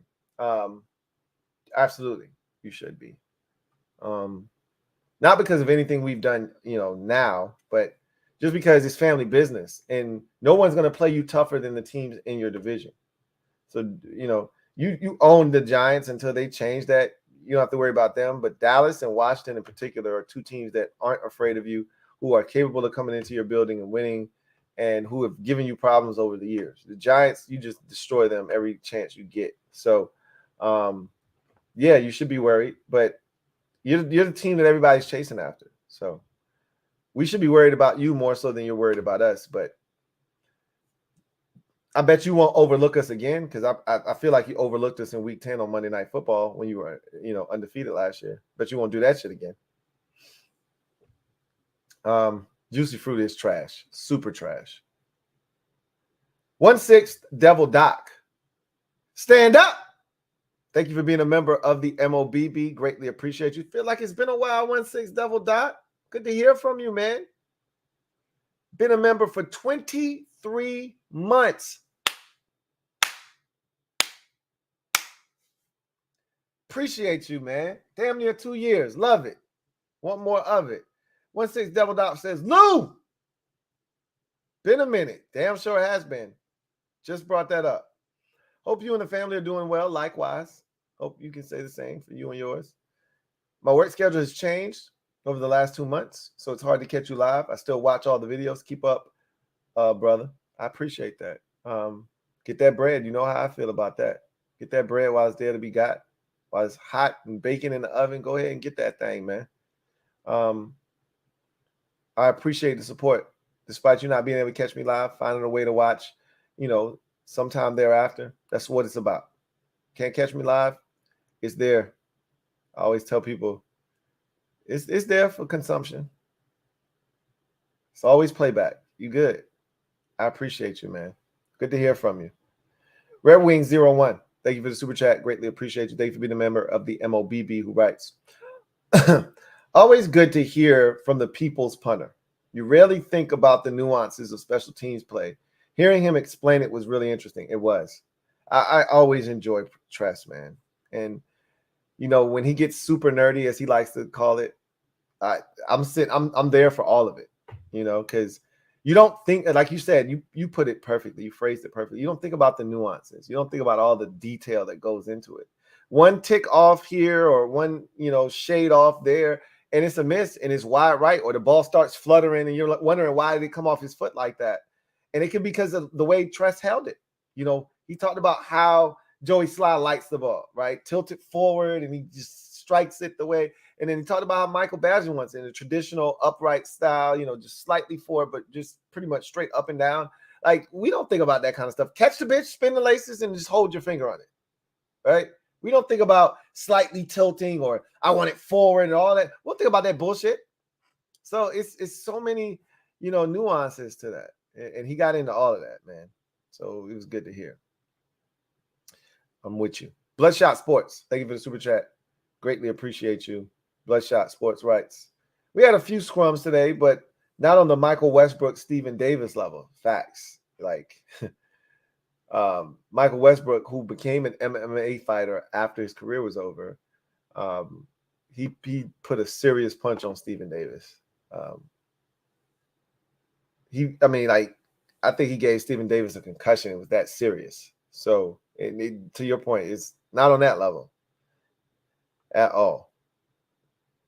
John Perez, thank you for the super chat. Greatly appreciate you. My guy JP writes, Heard that we had our first bad day of practice today. Is our O-line that bad or is the defense that good? That's the problem. Is everybody wants to declare one or the other. And it could be neither, right? The defense may not necessarily be that good. You know how I feel. Like I am so hesitant to crown the defense. I'm scarred from 2021. And so I need to see it first. I'm not buying nothing they selling. It's a bunch of wolf tickets if you ask me. But everybody wants to start putting this defense in an elite category because of what they did last year and looking at what they're doing in camp now. They're just assuming that this defense is going to be good. And I'm like, be careful with that shit. You can get caught. Every hallway got some crack in it. Don't get trapped in it. You can get caught in that damn hallway. On the flip side, damn, the defense dominated. The offense got to be trash. I don't necessarily buy that damn, story either. That narrative may not be all the way true either. So I'm not saying, I'm just saying. I don't know if it's either, JP. I know you're a man of extremes. So I know you want it to be definitive, one or the other. I don't know if it's either. I think I always tell you, stay even keel, stay somewhere in the middle. I think that's where it is. The defense is good. I think the offense is going to be better. And I don't think it's going to be either one of these units turn out to be dominant when it's all said and done. But we'll see. I hope I'm wrong about the defense. And I hope the offense is middle of the pack. At bare minimum, middle of the pack. It changes everything. Red Wing 01. Thank you for the super chat. First of all, JP, I thought you were on vacation, bro. Are you back? Or are you just like, enjoy your damn vacation, man? Red Wing 01. Thank you for the super chat. Greatly appreciate you. Thank you for being a member of the MOBB, as I mentioned before. My guy Red Wings writes, it's funny.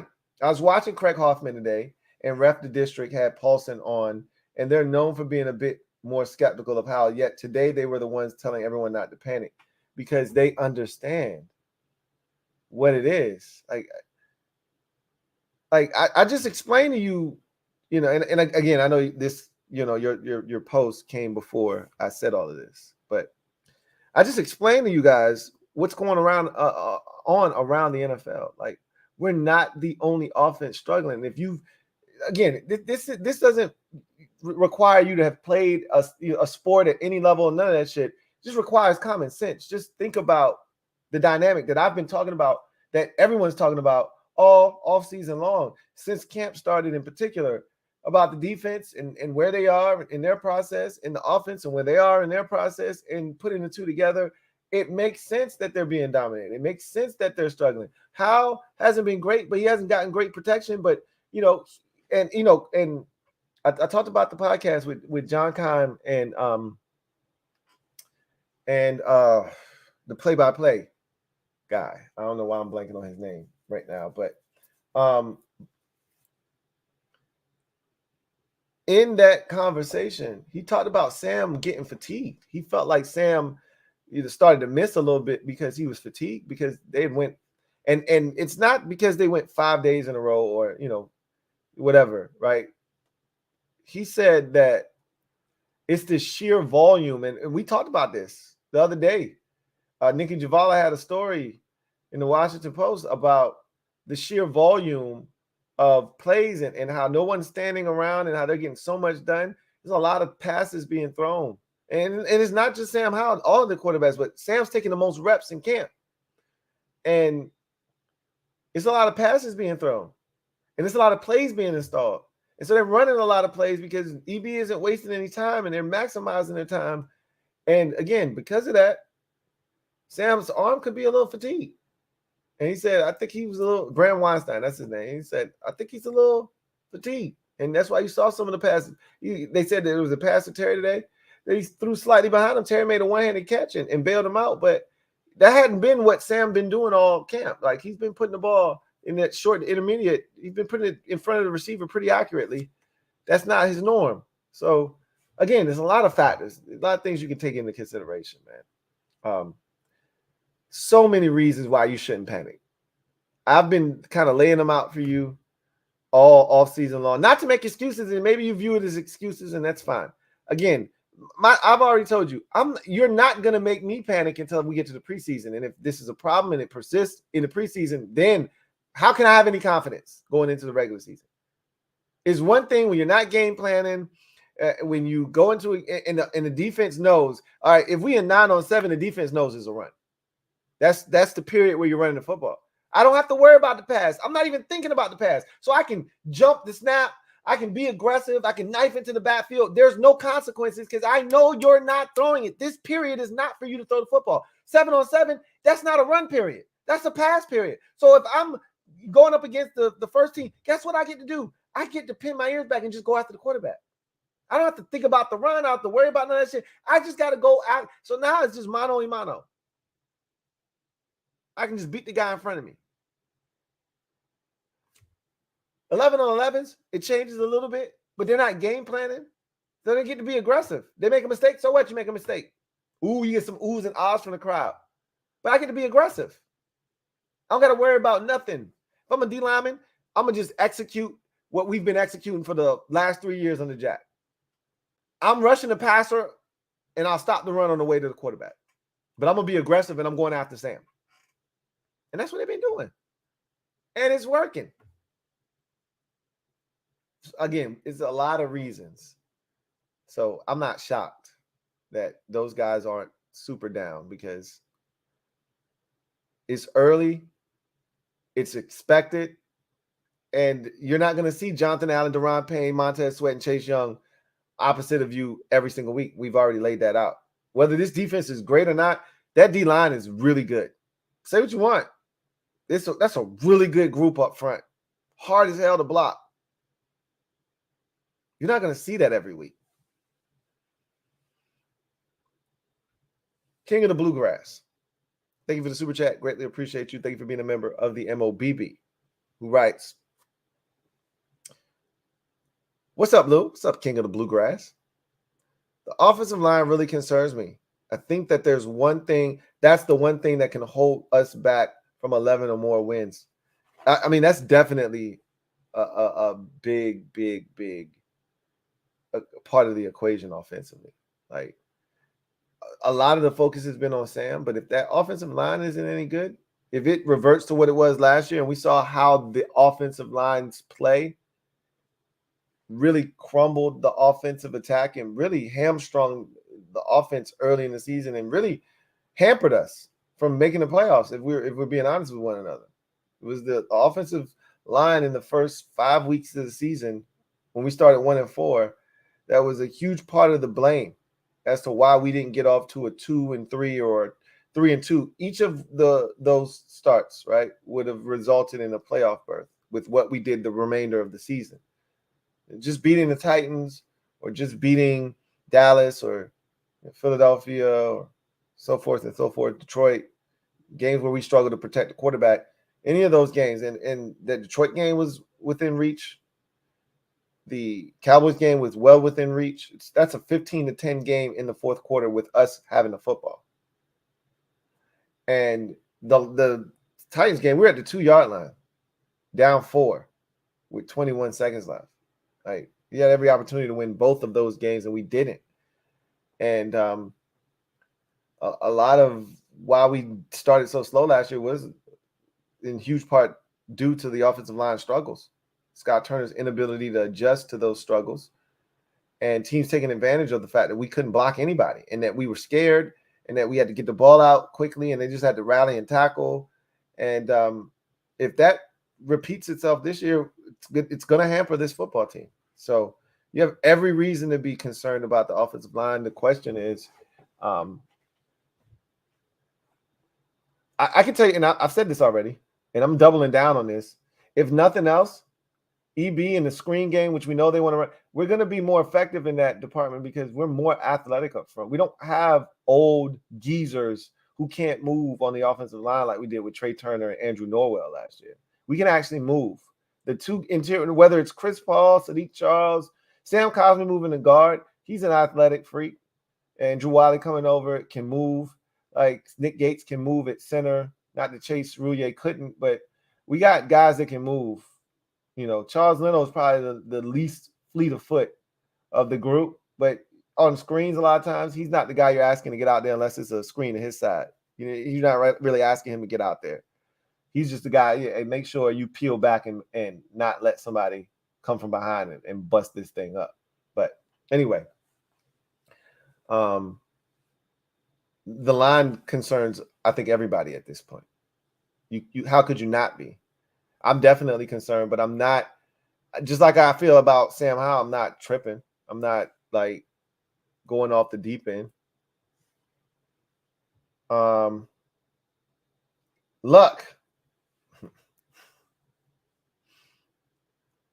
That's not him, but stand up. You are the newest member of the MOBB. Luck. Thank you for joining us. Mob, y'all know what to do. Show Luck some love. Welcome him with open arms.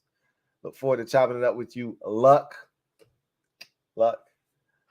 Welcome to the squad. Glad to have you. Jordan like the GOAT.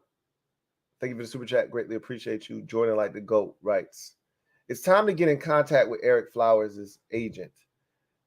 Did he sign somewhere? I thought he signed somewhere. I don't think he's a free agent anymore. I'm going to look it up. I got my mobile device right here next to me. I thought he signed with somebody. He could still be available. It doesn't matter. He's not coming back here. I can tell you that.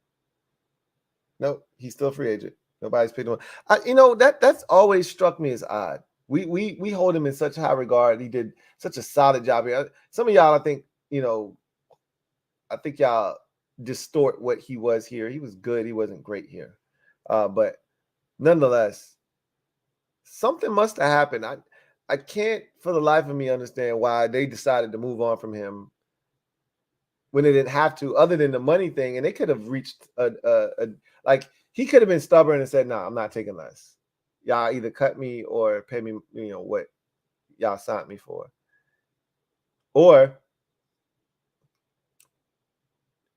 he could have said, he could have spoke out. I don't know, because it just feels odd that they discarded him the way that they did, and they never went back. And I've already said that they've proven to be stubborn. Like, they did it with Landon Collins. They did it with Eric Flowers. Like, once they move on from a guy, and they were going to keep Landon Collins, you remember, they were going to keep him. It wasn't until they traded for Carson Wentz and they needed to go back a second time and ask him to take another pay cut. And he was like, come on, bro. I already took one. You want me to take another one? Nah, just cut me, bro. Just cut me. So they were going to keep Landon Collins, and then they cut him, and then they was like they were allergic to Landon. Like he had done something so egregious that he could never be back here. And we needed him at that time. They're never going back after Eric Flowers. Video channel. Thank you for the super chat. Greatly appreciate you. Double up. Thank you for doubling up. Who writes? Drafting Braden Daniels in the 4th and possibly cutting him. That's nasty. Yeah. You know what it is. That's some nasty work, man. If you can't keep your 4th rounder on the roster. I've seen 4th rounders get cut. That's not like the most rare thing. 3rd is when it gets real dicey. Any day 1 or 2 guys that get cut, that's saying something. That's huge. But a day 3 guy, even if it's a 4th, which usually 4th rounders make your team, I've seen it happen before. But that was the problem with the Braden Daniels pick, is that if he didn't come in and wow you, which I wasn't wowed watching. I told y'all this. I wasn't wowed watching this film, but I said they're going to bulk him up, and they're hoping that he can morph into, a solid left or right tackle of the future for them. I said left, but it's left or right. He was a right tackle at Utah, played left tackle as well. He's not ready yet, though. And they've already kicked him inside the guard. So I don't know if that's a permanent move or if they just realize he can't contribute at tackle right now. Maybe he can help at guard. But they've already kicked him inside. So they might have experimented with him at tackle and said, nah. My guess is they haven't really given him a lot of run. They feel like his easiest fit is guard, and they may go back and explore tackle down the road. I don't know. We'll see. That's a real conversation, though. I thought Bram Weinstein did a great job.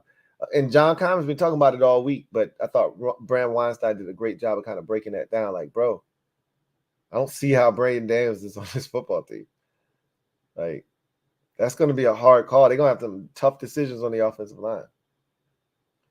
Mr. Breeze, 68. Thank you for the super chat. Greatly appreciate it. Thank you for being a member of the MOBB, who writes, do you anticipate Ron bringing in a veteran O-line like a Dalton Reisner or a Justin Pugh before the season starts? So that question, that exact question, not with the players you named, but just that kind of question was posed to Ron earlier.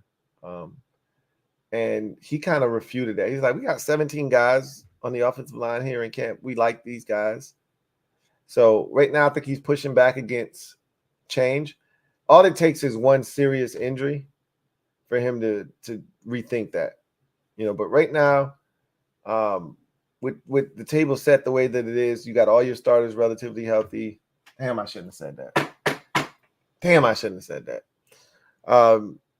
With things trending in the right direction, that's what I should. I just talked to the Reaper today, man. I gotta watch what I say. He's not that far away, right? He's nearby. We had a conversation today. With the O-line trending in the right direction, I don't, with the starters, I don't think they're gonna do anything right now. Because the guys you named, Reisner maybe, Pugh is not, he didn't have to start, but he's been a starter. Like, those guys aren't playing for peanuts. Those guys aren't like guys you bring in as depth. Those are guys you bring in to start. So I don't see them doing that. So Ron looked like he wasn't on board with that. And until something drives that, I don't see that happening. Rich, not gonna lie. Stand up. You know what it is. Thank you for being a member of the MOBB. Been a member for 23 months. My guy, Rich, damn near 2 years. I love it. Right? Let them go at it. Good boy, Jamin, the one locked up. Good boy, Jamin, the one that's locked up. Hey, leave Jamin alone. So there was an update yesterday to his situation. So they revised the plea deal, and Jamin was willing to make some concessions, what he thought would be fair on his end, which the judge didn't agree, thought that they really didn't do anything to the initial plea that he had denied. And so he denied the plea that was altered and adjusted. So now the next hearing is set for the 31st of August. So now I've already told you how this is going to work. The justice system is extremely sluggish and slow. He won't serve any time. If he's got to serve time, he won't serve any time until after the season. Watch what happens. Must be nice to be an athlete, because that wouldn't have happened if it was a regular Joe Schmo. That's for sure. All right. Joe Rockhead, thank you for the super chat. Greatly appreciate you, my guy, Joe Rockhead. Rockhead! Love the thumbnail, as always. Right. My concern is the D-line getting a false sense of security because the O-line isn't making them better. So that's a good point that you make, Joe Rockhead. And again, this is why you got to listen to that John Kime, Bram Weinstein, or Weinstein, I think it's Weinstein, interview. Because Bram talks about how he doesn't think that they're overconfident this time around. It's a different air. It's a different air about this team he talked about. And they're not, he doesn't feel like they're suffering from an overinflated ego this time around, like they were in 2021. But you got to listen to Bram. And you can, make your own, draw your own inferences and make your own and draw your own conclusions. But I feel the same way that Bram does. And I didn't see all the stuff. And it's good to hear Bram say that because he's there. He's seen them interact. He's been around them, and he's getting a sense for, the energy that they're giving off. We all felt the cockiness in 21. We all felt it. From the off the field, Chase not coming to OTAs, going and taping Chipotle commercials and Family Feud and all of that stuff. And, you know, his agent coming out and saying none of that stuff was during the season, and other people saying he could have shot this stuff in the off season. They worked that stuff around your schedule, whatever the case may be. And then them coming in talking about breaking sack records and doing this and doing that. We felt that energy. We're not feeling any of that this year. At least I'm not. I can't speak for you. Wilfredo Elias, thank you for the super chat. Greatly appreciate you. Thank you for being a member of the MOBB, who writes, Rush Hour is an entire trilogy. Favorite scene is Agent Carter buying the food, buying food from the stall in Rush Hour 1. I ain't no punk bitch. when the Chinese dude said that. I ain't no punk bitch. I think when it's all said and done, 2 is so good though, man. Like, I think 1 is probably the best of that series already. 3 is terrible. I don't like 3 at all. But 1 and 2, I think they're neck and neck. But I think I got to go with 1. 1 because Carter was so cocky in number 1, right? Making up all kinds of shit, and because they didn't know each other, some of those scenes were great. When he rolled up on his cousin and act like he was busting him, you know, he's like, "Better get off me. Your mama gave me this. This is my favorite suit. Your mama gave me this suit. Hey, you gonna be at church this Sunday? Tell my cousin I said, what's up?"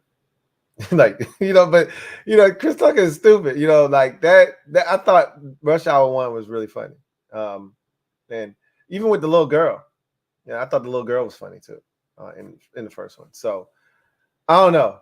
Rush Hour is tricky. Same with Bad Boys, because Bad Boys 1 is a classic, and it's a lot of funny shit in Bad Boys 1.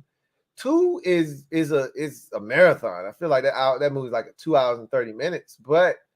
And not to say the first one wasn't like 2 hours, but I think the second one is the longest of all of them. I don't know. That third one was pretty long too, but that second one was really good. I don't know if they had as many funny moments like the first one though. So, but it had some fun. Like, come on, the scene where the dude, you know, the kid comes to pick up Marcus's daughter. And you know,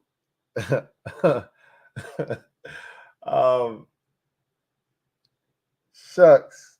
What is Will Smith's character name? I don't know why I'm blanking on his character in that movie, but when he act drunk and he said, "Mother, you look 30," or 40, it might have been 40. And he did look kind of old. He had the long ass, you know, at that time, those were ludicrous cornrows. And he looked like Snoop though in the face, like kind of hard face, like Snoop did when he first came out. That shit with that whole part right there was hilarious in that second one. But again, it's just like Rush Hour. You can argue the pros and cons for 1 versus 2. Hard to say. Anyway, I digress. I think Rush Hour 1 is better than 2. I think by splitting hairs, but I think by small margin, I go with 1 over 2. It's hard to top the first one in anything. Red Wing 01, thank you for the super chat. Greatly appreciate you. Who writes, it wasn't as hot, but humid beyond belief. And it's usually not how hot it is. It's usually the humidity that gets you. I've worked outside before in my past life. You know, it was always the humidity. It's never the heat. Because if it feels good in the shade, then the sun doesn't bother you. It could be 92, but it could be a dry 92. You find some shade and you're good, right? Because I used to go in my car and take naps. The worst days to take naps is when the humidity was there. Because even though you in the comfort of your car, and I would roll the windows down. I wasn't wasting gas with the AC on, dude. I conditioned my body to be okay with the windows just being down. And so I would park under the tree, you know, keep the windows cracked so that it was some air circulating. My car wouldn't be burning up. And I go in there and lay in the car, you know, when I get a break. And on those days where it was humid, it didn't matter that I was in the shade. It still was hot as a bitch. You weren't getting a quality nap. So I know the feeling. I know exactly what you're referring to.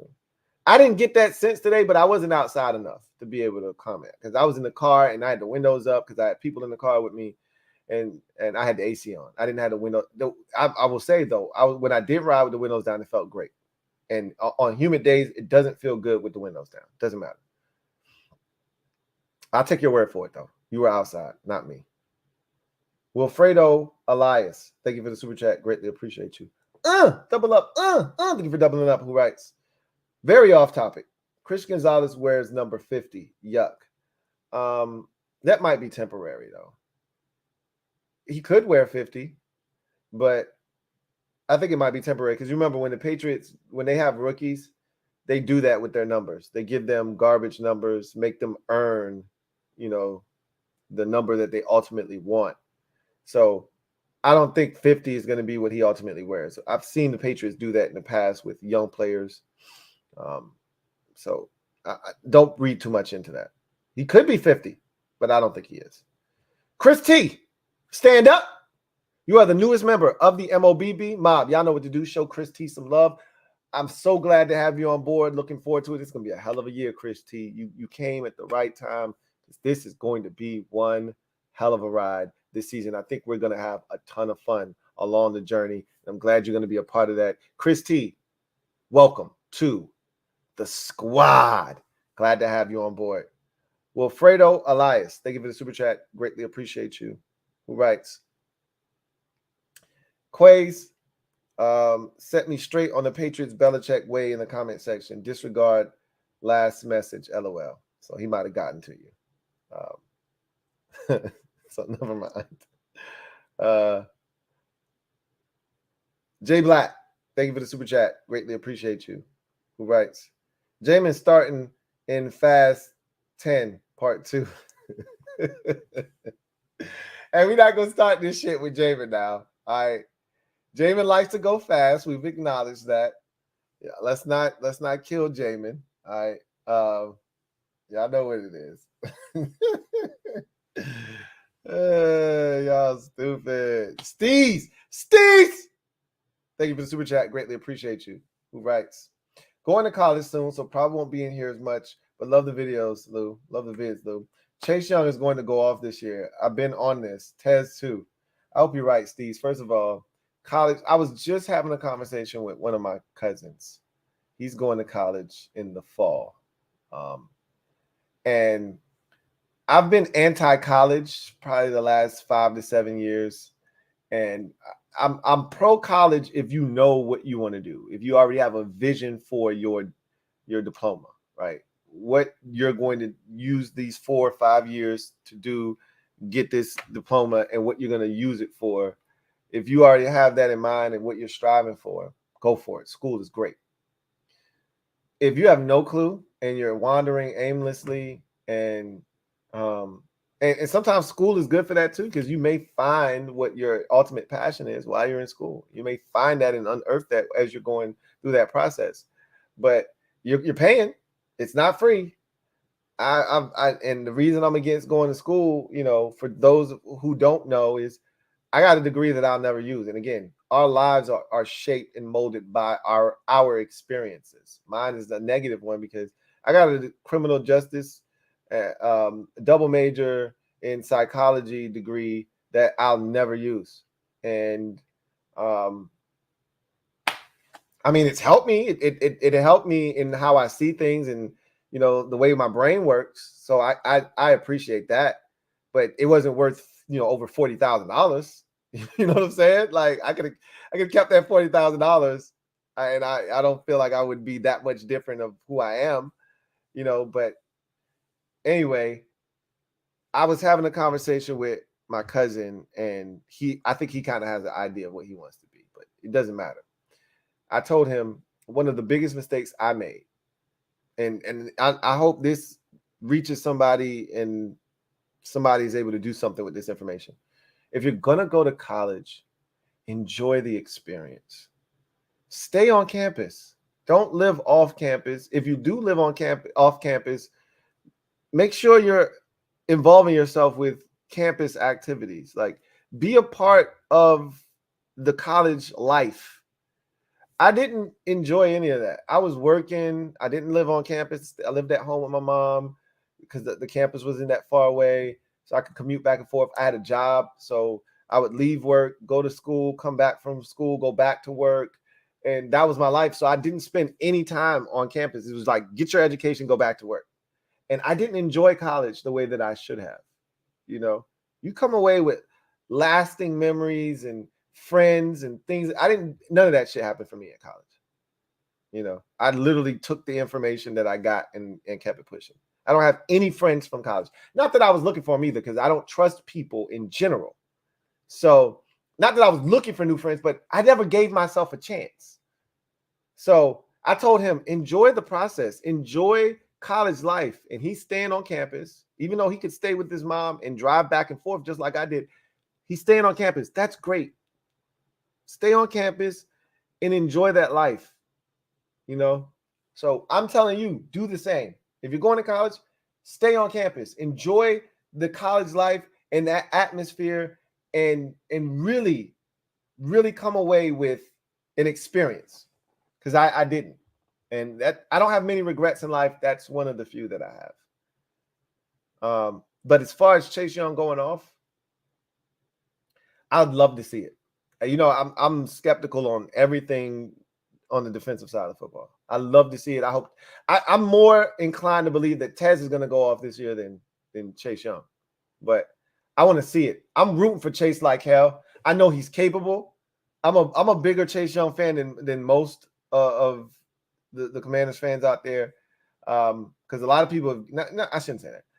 Some people have given up on him in the fan base. You know, don't think he was worth the number 2 overall pick. I think a lot of that is venomous. I think that's a venomous conversation that spews from Justin Herbert becoming as good as he did, and knowing what they could have had if they'd taken him. And that's not, you can't approach it from that lens, because most people, and again, I can't say everybody felt that way, but most people weren't on Justin Herbert like that in 2020. Chase Young was the pick. So you can't have that you know, revisionist history and all of a sudden now your vision is crystal clear. It's 2020. You didn't feel that way back in 2020. So I hope you're right. Steez! Thank you for being the newest member of the MOBB. You know what it is. Stand up. You in the building, mob. Y'all know what to do. Show Steez some love. Welcome them with open arms. Again, enjoy the college experience. I hope you continue to support the Louie T Network, even if you can't catch me live. I appreciate you. And I hope and I pray that you have a beautiful experience. Come out of there with a degree that helps you in whatever your future endeavors are. So here's to that journey. Cheers. Brian N., thank you for the super chat. Greatly appreciate you. Thank you for being a member of the MOBB. My guy Brian writes, hey Lou, what's up, Brian? Says, can't wait to see this team against some competition. B more will be good barometer of where we are for sure. Yeah, the Browns will be too. You know, the Browns, I think that first preseason game will be interesting on the road. The last 2 are both at home. That Baltimore week that's going to be the telling week though, because that's the dress rehearsal. They're gonna scrimmage that week, obviously, and I think they're gonna play a ton in that game. Whether the starters for the Ravens play at all, doesn't matter. Washington's gonna play their starters. So I assume that Ravens week is gonna be huge for Sam. That's gonna be the week where they figure a lot of things out. And it'll be a good test for the defense too, because that'll be your second straight mobile quarterback. We're not going to see Joe Burrow in that final preseason game, and he's got the calf and all that stuff. So you won't get any real work in Cincinnati, and again, we won't be playing any of our guys. But those first 2 games, 2 mobile quarterbacks. Deshaun killed us last year. I don't think you're going to see a ton of him. I think you will see a little bit of him.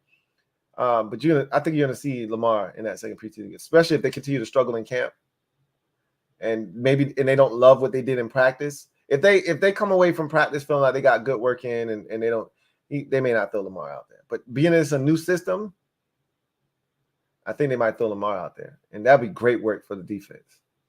Really good work. Odell and all those guys out there, that'd be great. Abel Ambrosio, thank you for the super chat. Greatly appreciate you. Thank you for being a member of the MOBB. My guy, Double A, writes, have you seen the Manziel post of taking his life? First of all, I need you to phrase that better. Like you made it seem like he just took his life. Yes, I saw the article about Manziel on ESPN talking about how he went on that bender. I think he said it was like a $5 million bender. And he tried to take his life after he got cut from the Browns. He was in a bad spot in his life. We knew that. We saw the pictures with him with the rolled up bill in the bathroom with the lines. We saw the picture of that. Like, we all knew he was in some trouble. Like, that wasn't a secret. There was a lot of destructive behavior back then for him. That's apparent. I'm just glad he didn't lose his life, you know. But he was in a bad way. He was down bad in that period of his life. You know, he wasn't giving an F about nothing. So I'm not shocked by that. Not at all.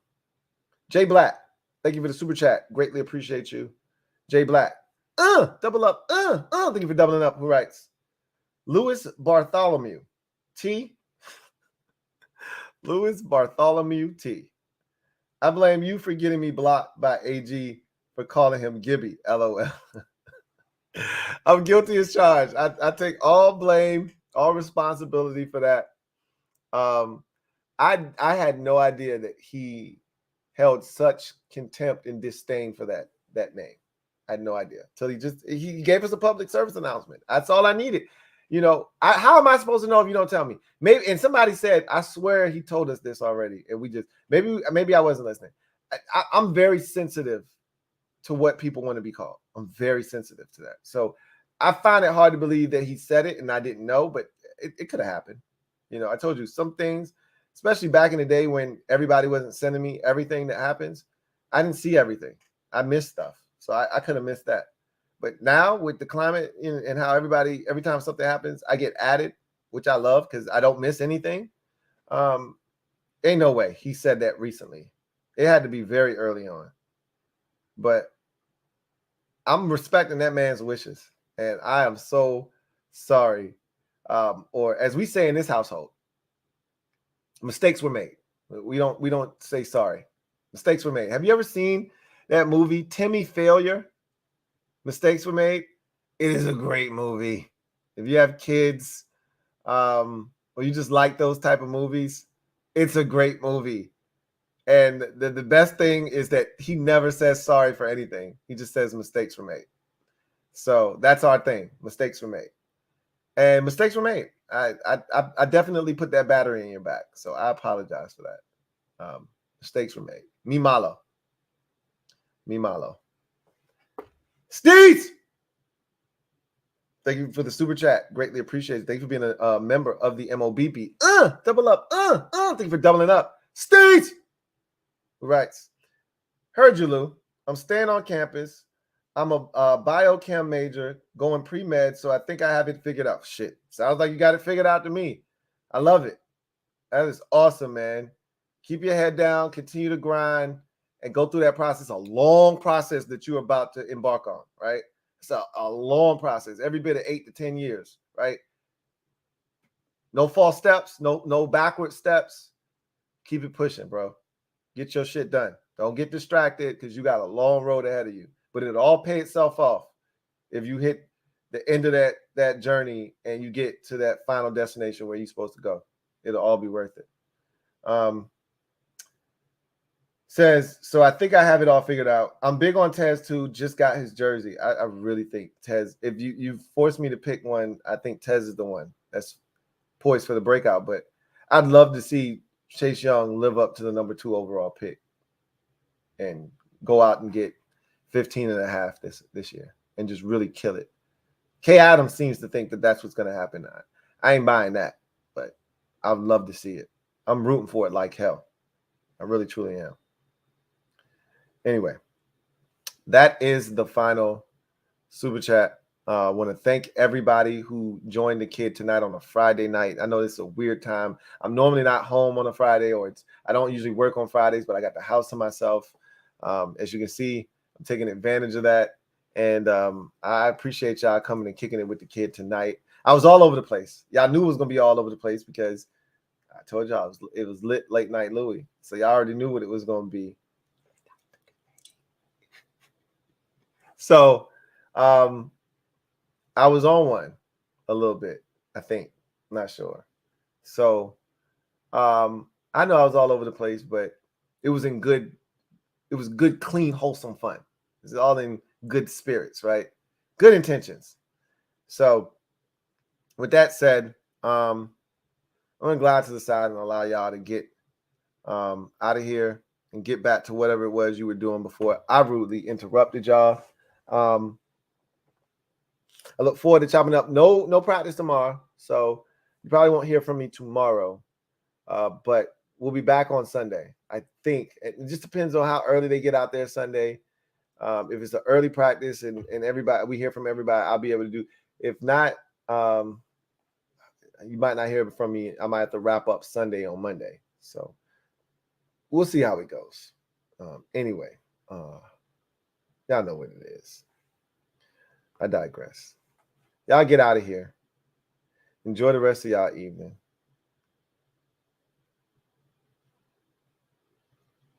Oh, yeah.